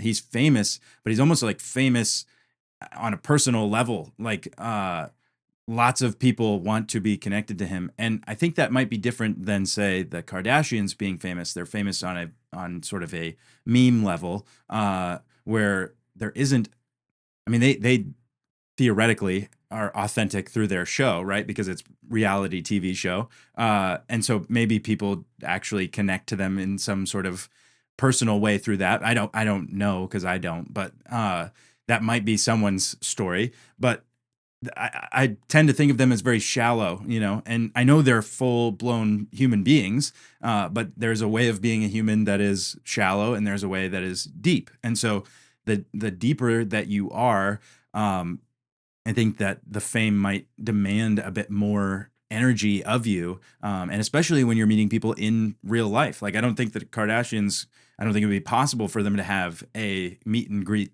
scenario because of the ecstatic environment that they have created through their sort of branding and their cultivation of an image and all of these things. And so it is interesting to see how the machine, the capitalist machinery, sort of like captures the value that people find in a person and then tries to manipulate that in some sort, like leverage it in some sort of way to profit off of it. And then when you get to Pajot, it's like, okay, so now this guy was authentic and it was easy to identify the authenticity because his office space and his bedroom in the background, that mirrors me when I'm on my live streams or, those types of things. So you're like, okay, yes, I'm like this person. And then all of a sudden you start to see the shift into, okay, so now he's got a little bit more money. Okay, now he's got a studio. And the development is fascinating to watch because what people are there for has nothing to do with the environment, right? Nobody's there to look at the background of a bedroom podcaster, but they are there because of the substance, the content, the relationship that you can have with the person. So that's really the point I'm trying to get to is like, it's fascinating to me to identify like the positive use or maybe the nutritional value of these types of conversations that people really long for, because people want to talk for 3.5 hours. They just mentioned that, I think, in the same episode we're referencing of Rogan, like people want to have these conversations, but it's really difficult in their schedules. Like you can't just fit in, oh yeah, I'm just going to sit down in a room and talk to my buddies about whatever for 3.5 hours. But you can listen to Rogan talk to interesting people for 3.5 hours while you are at work or while you're working out or, all of the other things that we think that we have to do. And so I'm interested in that aspect of it, that there is real, actual value in personal relationship that seems to have, drifted into the digital space. And how do we participate with that? I think we've talked a little bit here about how this is sort of the next stage of that. Like, okay, yes, we've interacted with all of these brilliant minds, sort of like our version of the classic texts, which is hilarious. Some of the content has to do with those things, but we have our, icons of the YouTube era. And so all of that sets up for a group of people that are at the bottom, all these ideas filter down to us.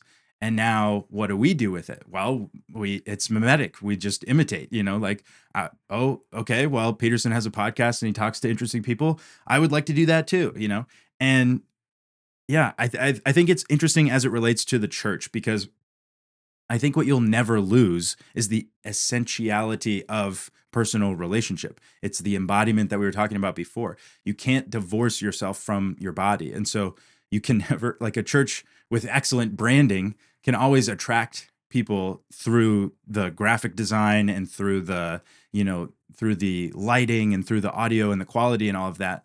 But you're missing what it is that you want to attract them to, right? I think this was a problem even before the internet, when you have attractional models of church in the 90s. It's like they're not going to just, they're not going to have a problem of like, we have too many people that are committed to the way of Jesus, like coming in our doors. What do we do with them? That's what they want to happen, but like it's too many people committed to the thing that they're doing. And, oh, we're changing the color scheme in the lobby. Oh no, the color scheme that was my favorite part of this church. Or we moved the cafe so it's in a less convenient spot on your way into the sanctuary. Like you start to recognize what it is people are actually coming for. And so I think as we operate in a digital space, we just have to recognize, oh yeah, there are multiple vectors towards attraction, right? And so if the goal is to have millions of subs, like, okay, that might be a sub goal, like I think I'm having really important conversations. I think that the people that I dig up through the internet or my personal life are, more people should recognize these people. Or even just, I want to have a business and this is the way I think I could do it best, through cultivating a YouTube channel and developing, a following. That's all well and good, but like, what is the goal? Like you see Mr. Beast or whatever, they captivated the attention of children and make lots of money doing that. And if we're being honest, like some of the thumbnails grab even adults, and like, no way, you filled a whole pool with that. Like, like I think that's what we're getting at, is like, what people really want is attention and or relationship.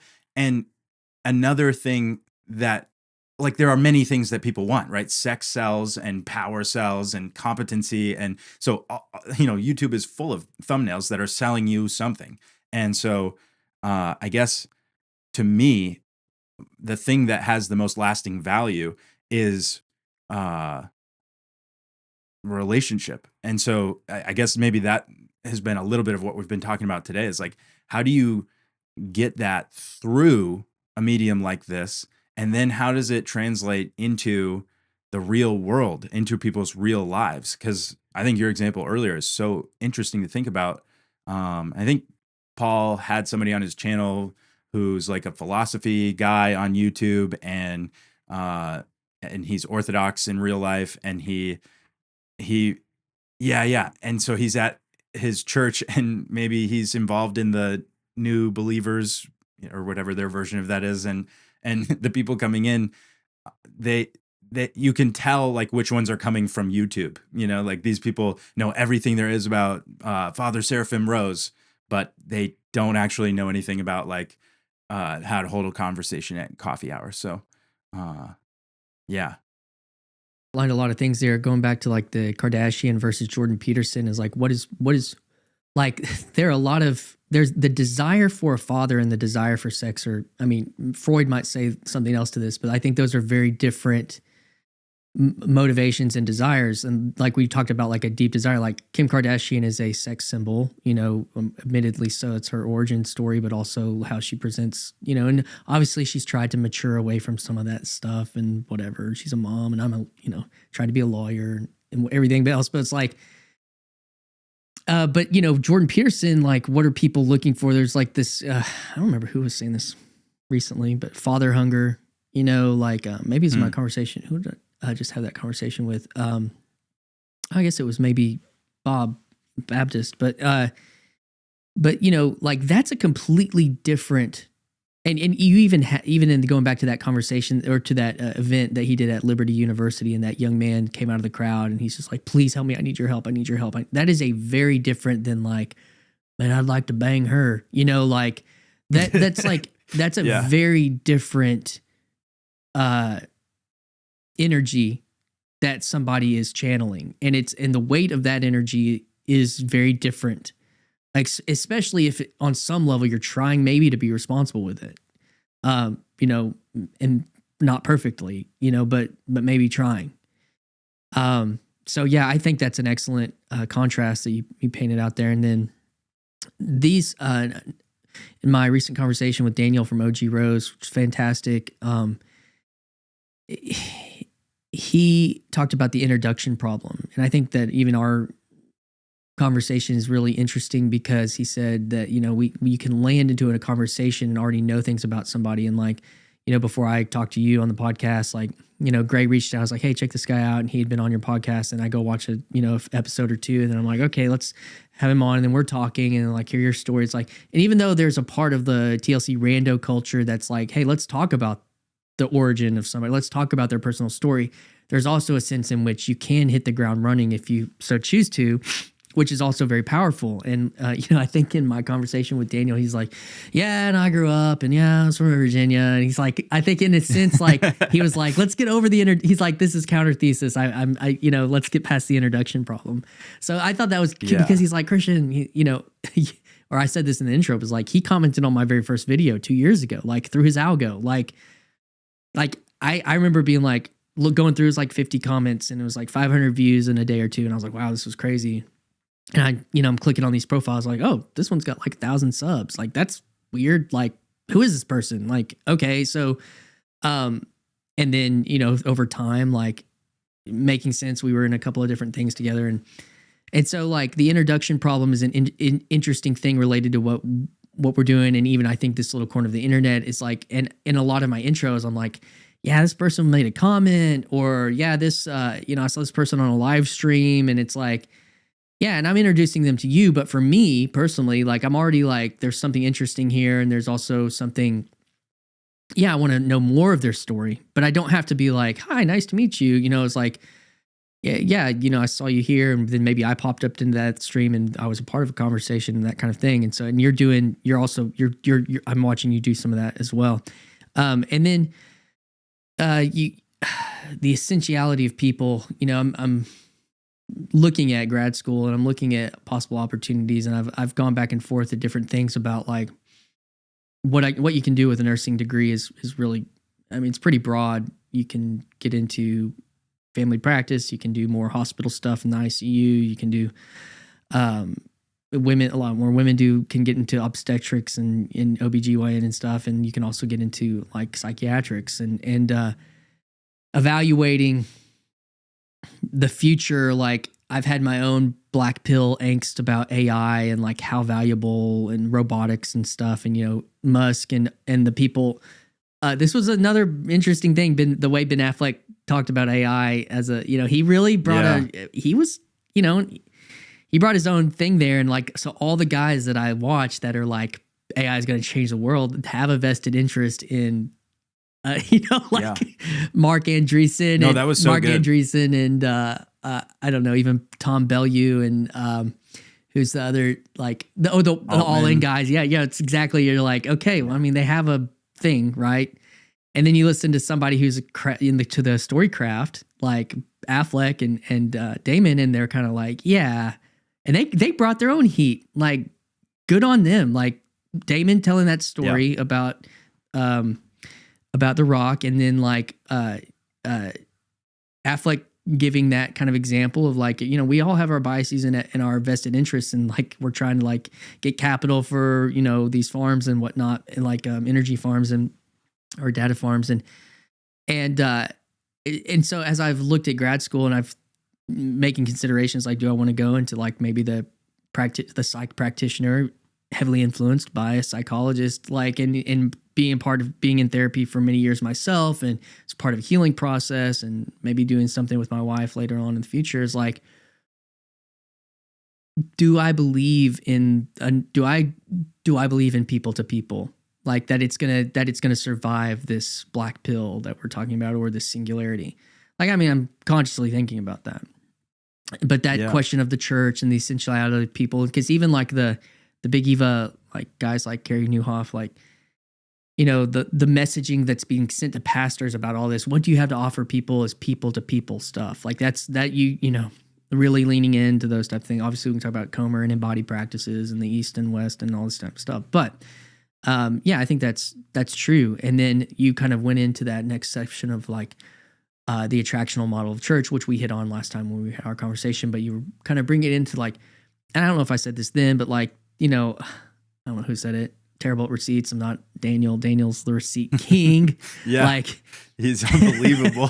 Is what you win them with is what you win them to, and that was what you were basically describing. Like the medium is the message. And if you win them with good marketing, that's what they're there for. If you win them with something else, that's what they're there for. And I think that's kind of part of this whole like, look what the Lord's doing. Like, oh my gosh, like after your $50,000 ad campaign, like the Lord's doing.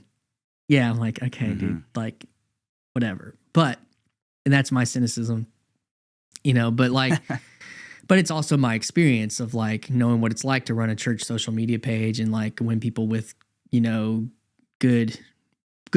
best practice digital reach and blah, blah, blah, which you're well aware of. And so, and then this question, because this is related, is like the goal of subs versus the goal of the goal of relationship in this space. And, so fascinating watching Paul Kingsnorth against the machine to promote his book, go on a traditional media tour, digital media tour. Is like, what is that? What is that? What is going on? What is this relationship? It's like, I mean, I haven't read the book, so I can't like make a definitive, like maybe he's got something in there related to that.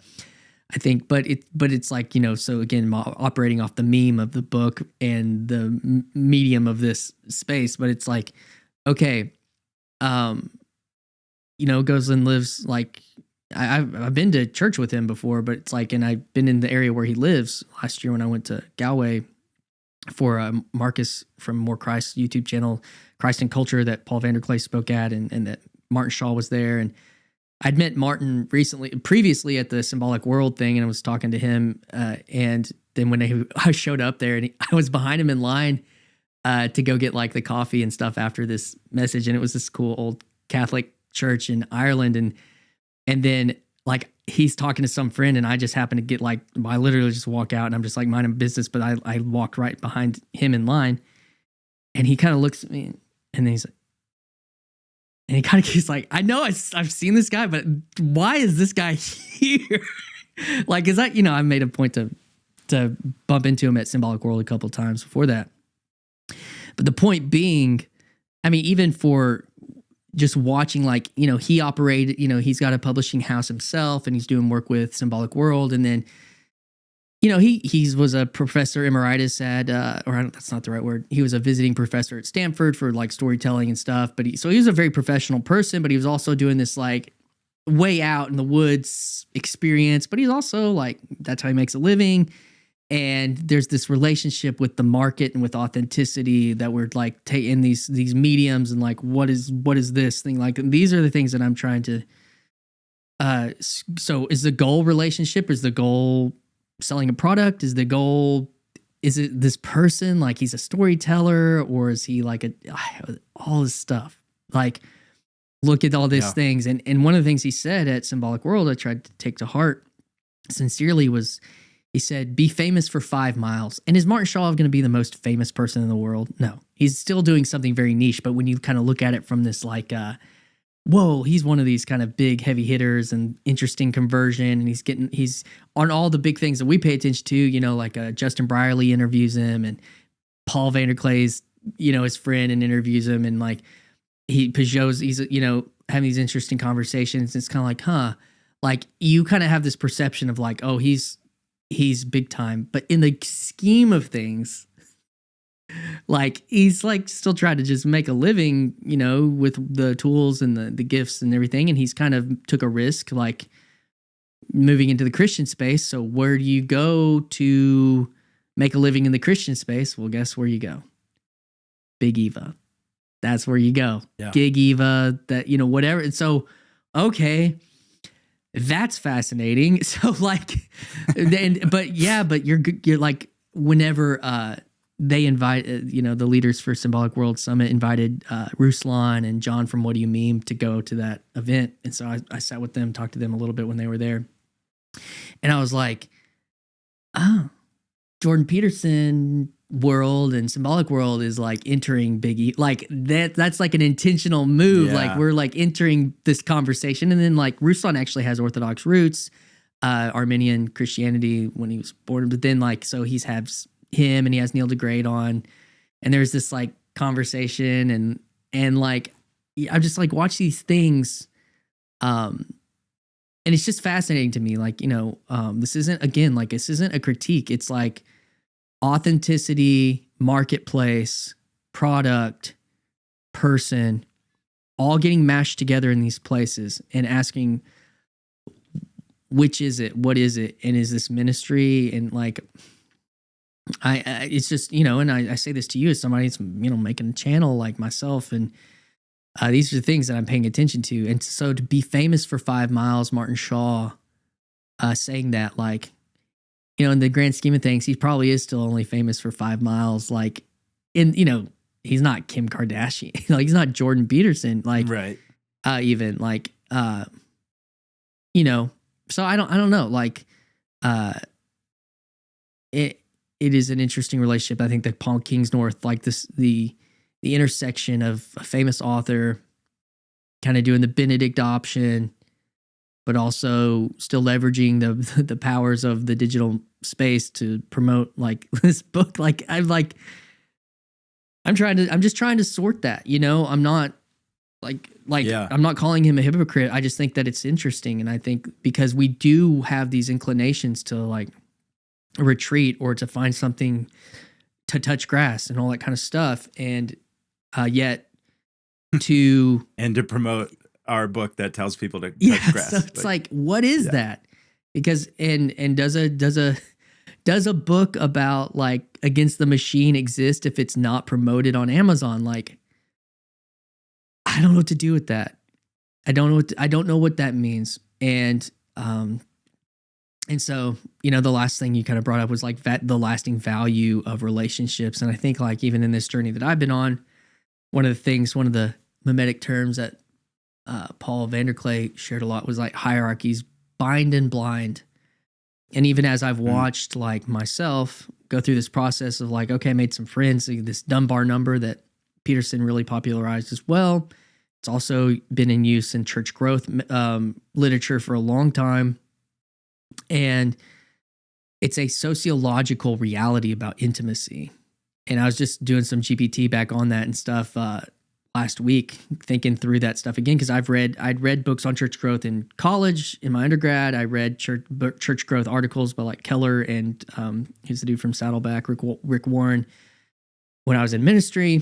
And now I'm reevaluating this stuff, even, being a part of a church again. And like, but even like with all this conversation going on in the background about that number and about, and the interesting word that GPT used, trying to fight off a sneeze right now. The interesting thing that GPT used in relationship to that was it talked about that's when intimacy breaks. And in my conversations with Jordan Hall about this, I've got like a clip. I did clip this part of our conversation, which is like church growth is the gears of Isengard. And he said when something grows too fast, like it's likely to break something. And yeah, that's a good word of like intimacy being broken at that number. And it's like, is that good? Is that bad? Is it just subjective and it's just an arbitrary number and like, and here's the next level. And is it worth preserving? Is it worth asking that question? I always basically was given the impression, because it's also, and if you're in ministry, it's tied to your salary. It's tied to, am I successful in what I'm doing? How we measure success is generally, in the marketplace is like through numbers and metrics, it's caused me to to step back, like, I remember, so I did youth ministry for, I don't know, 8 to 12, 4 or 5 years, specifically like as a part-time at a church. And I think about like, oh, how many kids do we have? Are we taking attendance? And I mean, we weren't big, we're talking about like 30, 40 people max at the time when I was doing that stuff. And then like, obviously it was like 10 to 15 when we first started. And I'm like, I think about what was the success of that, or what was like, it wasn't like the attendance. It was like I could tell you like 3 or 4 stories of people, in their life. And if one of them's like a secular atheist and he actually showed up at our Christmas Eve service a few years ago because his parents came to this year, and his parents came, who they aren't even members of our church, but they're longtime friends with me and the pastor. And maybe they thought that, and actually one of their parents go to our church. So they came, and this young man who was in my youth group and led worship and who's probably very radically not like woke or something like that. And he's there, and I think about like, I go up and I say, hey man, it's like, oh, it's so good to see you. And I had like a 16-year-old he played some organ, and he's also plays violin, and a very talented young man for our service. And I looked at this other guy who used to do a lot of the music with me when he was young. And I was like, hey, I remember when you were doing a bunch of that stuff.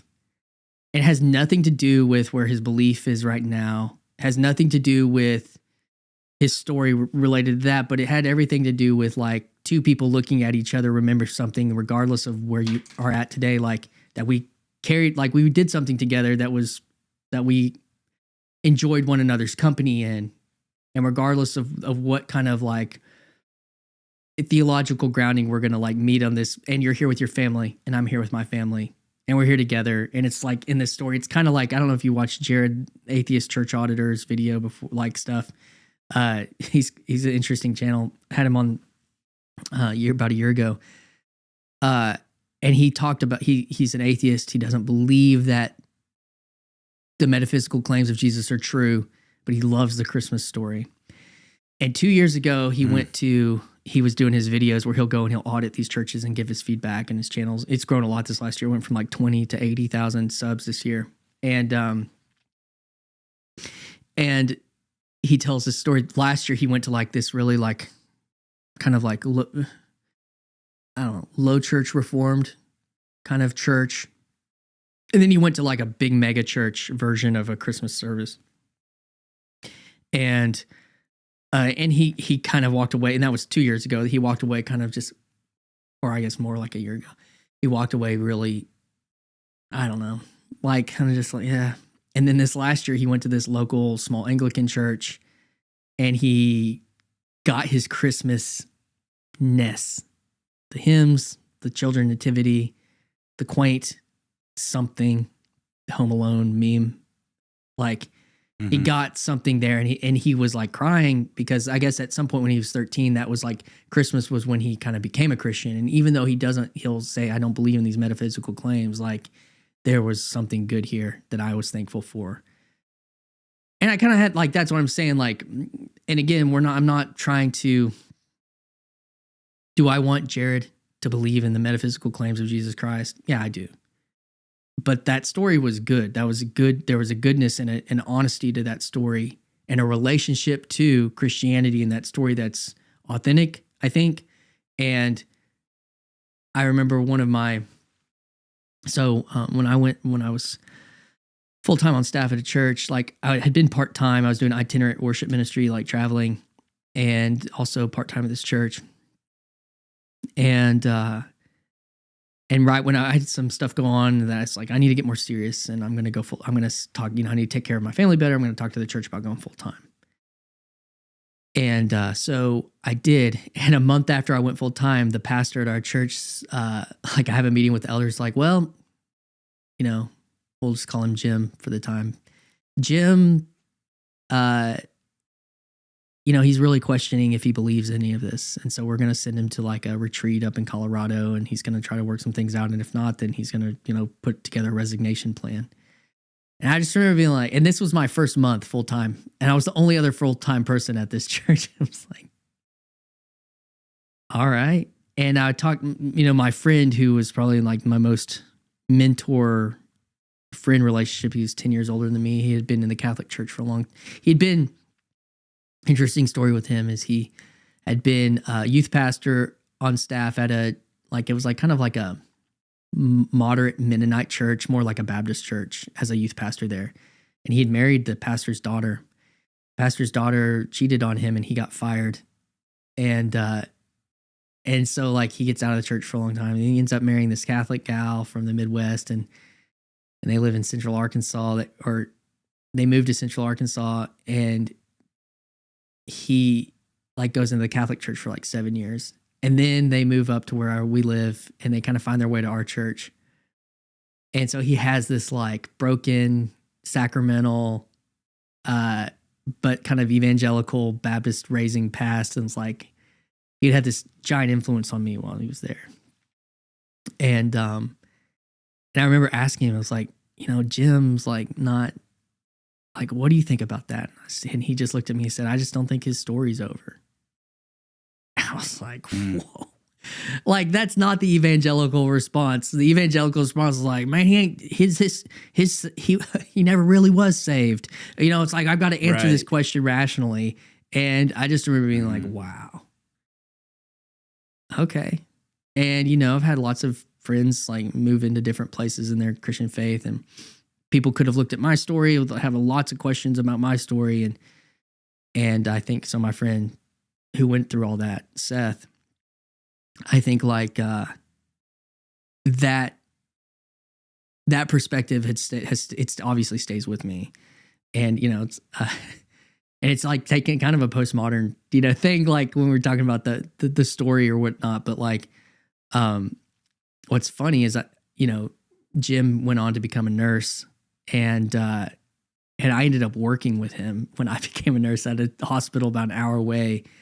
and we did a few shifts together. He was a nurse anesthetist at that time, and he'd helped me kind of even get a job there. But like, we did a few shifts together where we were on this kind of emergency team during COVID, and it's like, I don't know, just the way things work out. But you know, and I don't think he's a quote unquote Christian still, but yeah, his story's not over, my story's not over, like yours. So anyways, it was just a completely different way of like approaching faith related to and I think like, again, like this was like that last point of your comment about the lasting value of relationships. And I think, again, getting into these relationships, how they're formed through the digital space. Like, yeah, I'm in a group chat now after being in the corner for about almost 2 years. Some people finally added me to a group chat of like, about a dozen people or so. And it's like, and I kind of wonder, because a lot of those people weren't in a group chat, but like, I think previously, like there had been other iterations of like a group chat, and there's like these questions of hierarchy, binding and blind. You come into this space, like as you've come into this space, like, and you're kind of like bouncing around with others, and like Gray's like a good example of another peer for you, like that y'all kind of like bounced around and bumped into each other a little bit, and like, probably end up in like some group chats if you're not already in some. But like, there was also this thing where there wasn't a group chat because it's like weird. That's a different level of intimacy with your phone number and whatnot. But like, there were a lot of Discord conversations that were happening, and that was kind of a place to come in and kind of be a profile a little bit more than be a phone number with a real life or something. But like,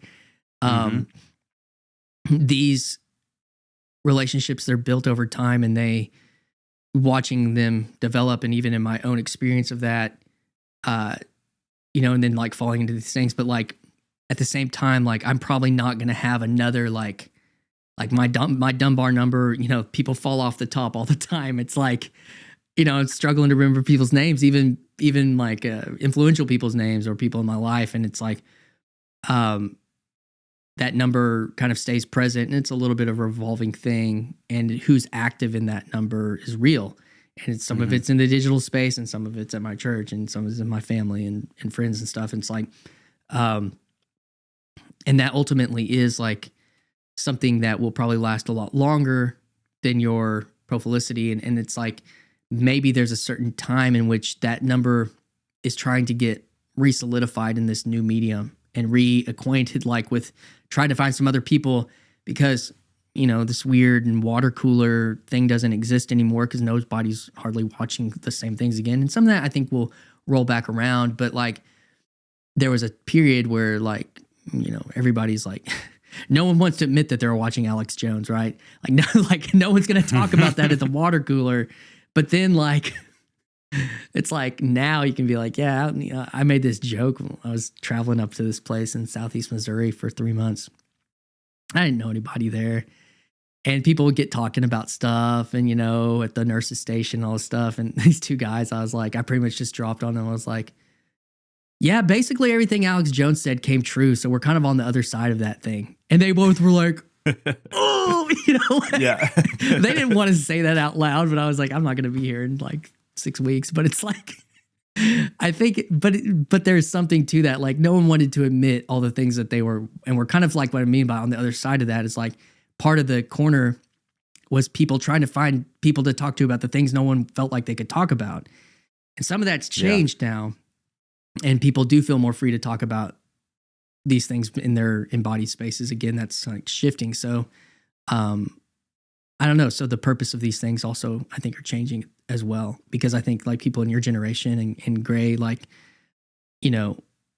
y'all had way different exposure. Like if you were on 4chan or you were on these things, kind of being a profile or something like that, even millennials and Gen X, a lot of the more normie, myself included, were like not in those spaces. And so, the intensities of some of that stuff, you're like, you think Alex Jones wild? You check out this Nick Fuentes guy, or it's like, right. Like, so yeah. Even some of that is like changing in dialogue and discourse, and like, I know I've talked a long time here, but my wife, like, I'm taking my Ness as a guest, and I'm like using it right now. Yes. No, it's So great. my wife was like, I don't know, last fall, this drama unfolded between who was it? This is where I get that fuzzy like Dunbar thing. Ryan Reynolds and who's his wife? Gosh, the only thing I know she was on was the sister of the Traveling Pants. But there was this. She was in this movie that was based off a book. Blake Lively? And Baldini or whatever this other guy's name, right? So this whole drama unfolds on the internet, and you know who's like one of the big like players in that conversation on social media? It was Candace Owens. Like she was like going deep on this, like, you know, what's true and what's real, and somebody's like, she's ending up in my wife's algo, and she's like, why is Candace Owens in my algo? Like Candace Owens has been she was in my algo like a long time ago with some of the, you know, BLM stuff, and obviously then the Charlie Kirk thing, and then, but it's just kind of funny because that's like an example of these worlds not being so far apart as they used to be, and the discourse and what's acceptable to be like she would never, you know, maybe she only feels comfortable telling me that Candace Owens was in her algo, but like, I think she could even, but the context in which she was, like, she could talk to her girlfriends about like, I saw Candace Owens talking about Justin Baldoni. She actually had a really interesting point. You know, it's like, it's just interesting. And I don't know, that's different. Again, like talking about like these meta parasocial relationships, but also like these relationships in which we inhabit and find something lasting over time. And, you know, even for like what you're doing, popping up in my salience of like, Grace, like, hey, check this out. And then I'd seen you, I think, on Paul's Friday thing. And it's like, oh, something that I have been attracted to, which sometimes I was like accused of being a tryhard early on and this kind of stuff. And like, well, I'm kind of attracted to tryhards, and because they're trying to do something instead of just like, and again, like that's just the nature of what I've brought into this space, because I tried to do something before, and that's just kind of a part of who I am. Like make a band. Like when you're 16, you're trying to like, how do you make a band? Like how do you even do that? Like it's actually not. I mean, some of it seems like it just happens, but like, how do you get these people together? How do you find practices? You know, my friend, when I was trying to start this band, and like we were going to try to do a recording day, and we had all this old analog gear, and we were trying to do all this stuff. And we said, hey, let's all show up at the church 9:00 on this Saturday or whatever it was. And like two of them didn't show up till like 11 because they were duck hunting. And I like lost it on them. I was like, well, guys, like this was like our day, you know, I'm like trying to get this thing that was like in high school, but you know, but it was like trying to build something, trying to create something, trying to make a recording, trying to like get people together. So like when you look out into the space, and like, hey, this guy's trying to build something. That's interesting. I'm interested in connecting with that. And you kind of like feel that. And when part of the corner vibe is like, there was a skepticism of the try in a certain way. But it's like, it's okay for Grimm, but like, what are you doing with your 4K camera? Like, you know, like that's this other thing we're doing, you know, that we're critiquing. So anyways, there's a lot there. I went through, like, I wrote down like all these things that you covered in that previous thing, and was like, kind of go through some of that. Yeah. You know, I appreciate it. I think that all of that is interesting and relevant to this idea of the church in the transitional phase, that we are like, the church is just a group of people. So you're going to have people that try, and you're going to have people that resent trying. And that is fascinating. Maybe some element of this is like the denominational splits that we have. So you have like people that really like to try, you know, like builders, and they start like church planting groups or something like that. And then other people group up in their own thing that's already built and good enough and perfectly useful for what they're aiming at. And I think that's definitely the question I've been asking recently. I just did a conversation yesterday that'll be out sometime on the podcast, like about institutions and their usefulness, because Paul did that video with that was about universal basic institutions. And I think that that's a really interesting idea. In my conversation, I ended up getting to a place of like, I think people are actually the universal basic institution.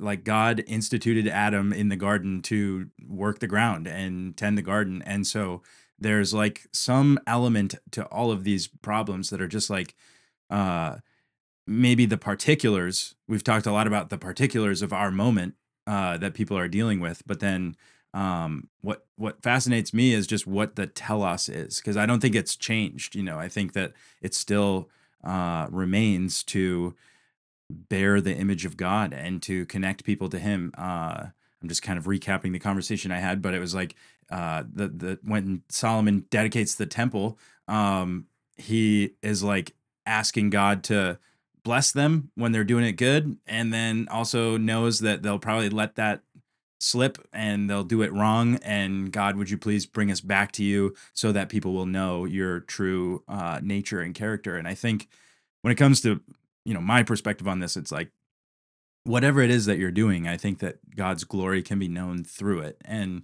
uh, I think I would just want to keep that as the goal, the telos, and then and the purpose, and then however you get to that point, that's fine. But then when we talk about like your model starts to uh, step in and transcend or supersede that good goal of glorifying God, and then it becomes about like certifying or verifying participation in a certain method or a certain group of people. It's like then I think you start to people will see the glory of what it is that you're creating rather than the one that you're trying to glorify through whatever it is that you're doing. So at least for me, like to the extent that I can, that seems to be the telos for me, that I would glorify God in whatever way possible. And uh, I think there's a lot of ways to do that, so it's wide and various, and the channel will change and morph as I grow. And, uh, you know, uh, I respect a lot what you were saying there about like getting called to try hard. One time I got called to try hard at like a hockey camp when I was 13. I just started to play and I wanted to like improve. So I was there, but it was really just like summer camp for these kids. Like I didn't gauge, oh, this is just silly and for fun. And so I'm like doing the drills like as hard as I can. I was a goalie too. So I was like, uh, it's like embarrassing. Like a skater has much more agility and freedom to do the drill. But nobody cared. They were just there for the peanut butter and jelly and goofing off. So uh, I I definitely resonate with that in my life. Like for whatever reason, that's the way that I am, and I think I, in my try hardness, I need to uh, always recognize what the goal is. The trying hard is to an end, uh, and if it is a good goal, that's great. And if it's something lesser, then I think other people are right to question and say, well, you don't really need a 4K camera. Like I'm not going to believe you more if you have that camera. Like, sure, fine, that's great. But Yeah, I mean that the the try hard thing I think is interesting because of like what Timothy Chalamet is doing in culture. Like he gave that speech Mm. at, I don't know if it was. Oh yeah, wait, sorry, I'm going to interrupt you. I was trying to bring this up earlier. Chris Williamson just had Russ on, and so I'm just recommending that to people. But they talked about so much of what we're talking about right now, and just the idea of like trying to be great. But he brought up Chalamet. Yeah, and people and figures like that, or like Taylor Swift is another great example of like, but again, like this, it does come with a cost, like, you know, to pursue greatness or even like excellence. Excellence was a big church value word in these models we were talking about. It's like, and I've been down that road, and that road is like do things well, do things with excellence, and it's like part of the corner that the value that I took from it was like I wouldn't have a podcast if I had tried to do a good podcast. If I had just said I'm gonna like it has to be what it is now 2 years ago, or it has to be what it is in 2 years from now today. Yeah. And Mm-hmm. but that's kind of how I would have approached it. And it would have like it would have crushed my like and even like there's this interesting thing too with the development of is like use this illustration, but it's like, and I may have said this to you when we were talking last, but there's a time where you're playing in the sandbox, but then you like, it knocks over and you go on and it's moving on. But then it's like, man, that's really kind of cool. It's like, I don't want to, well, it's going to get messed up. So then you're like, maybe I want to make this out of Legos, and then the Lego thing's cool, but then it's like, Legos kind of look, like there's a natural progression of these things. And you can look at thumbnails, you can look at lighting, you can look at all sorts of stuff. And you can see it even but part of it was also StreamYard started doing better resolution output to YouTube and these kinds of stuff. Some of it wasn't even my control, but but yeah, I think that's this natural thing. But you also talked about the church's people and the identity of Adam in the garden and these types of things. And I think that,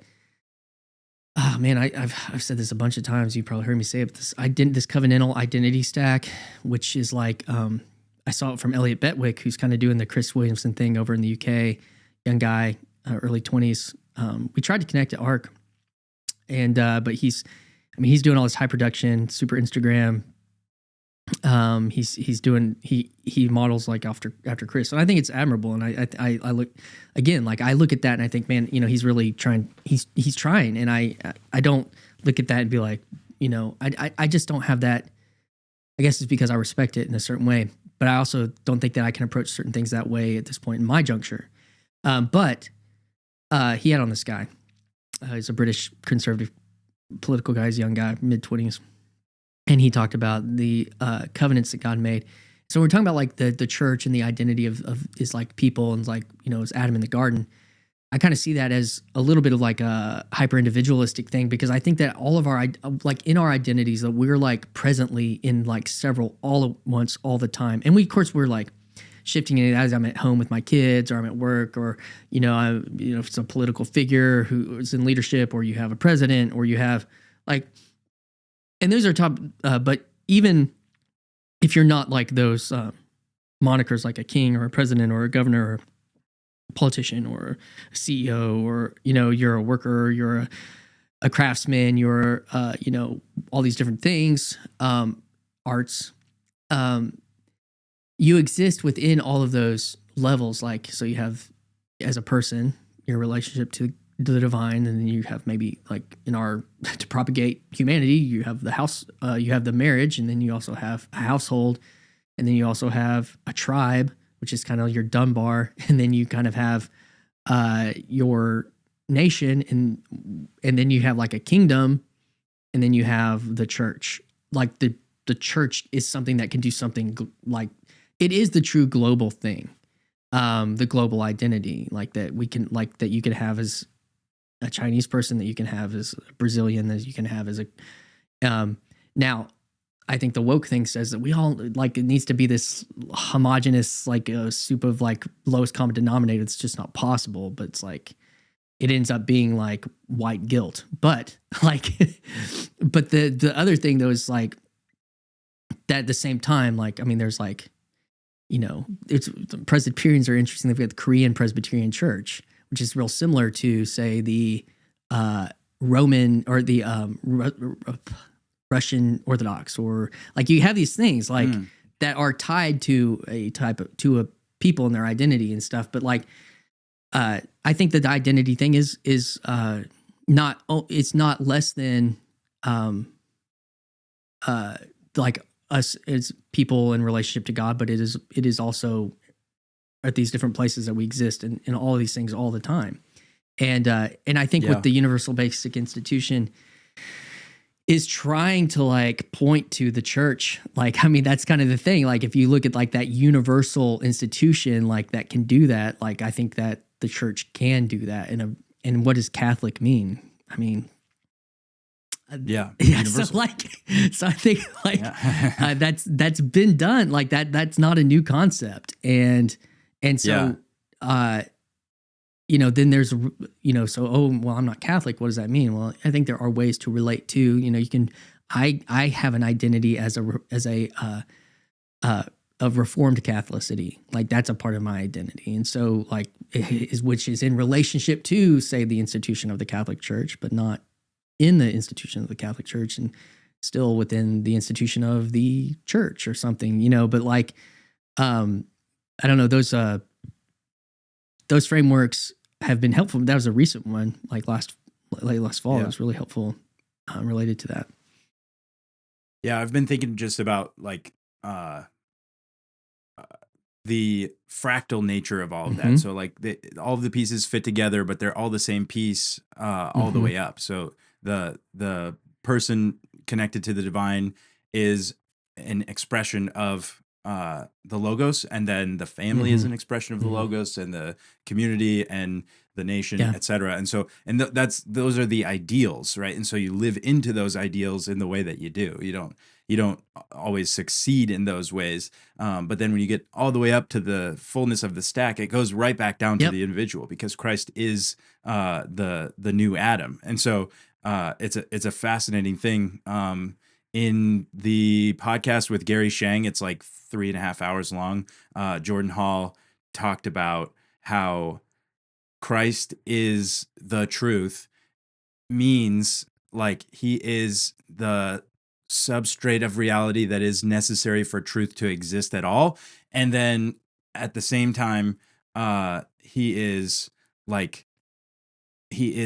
particular example of that. So it's a very strange thing, but that's what's possible. So he is also he is the single truth, like the unity of truth, but also he's what allows multiplicity to cohere, to transform into a unity. And I think that's what you're talking with the hyper individualism, is like it can be hyper individualistic if you only go one level of the stack and say the human being must be connected to the divine, and that's all that's essential. And then you miss out on the family level of the family must be connected to the divine, and flesh out this structure of the logos that is possible only in a family and not at the individual level. And then when you get all the way up, you come back to the individual. It's like it's like a psychedelic vision or something. Like you see the fractal all the way, and then as you're zooming in, it goes back to the beginning, and then it continues. It's that donut hole shape, that donut hole galactic thing or whatever. I can't remember what it's called. Yes. Yes. I don't know what it's called, but yes. All right, Christian, I'm grateful for your time in this conversation, and your channel will be linked via collaboration, and I'll put it in the description too. I think more people should be listening to the conversations that you're having. You are likewise a craftsman, and I think that conversation is a worthy craft to pick up and to master. So thanks for doing that, and congrats on 1,000 subs. Not that we're into that sort of thing. It's a part of it. It's a part. You got it. It's a reality. Yes. Pretend like we don't pay attention to it, but whatever. Yes. Yeah. No, we do.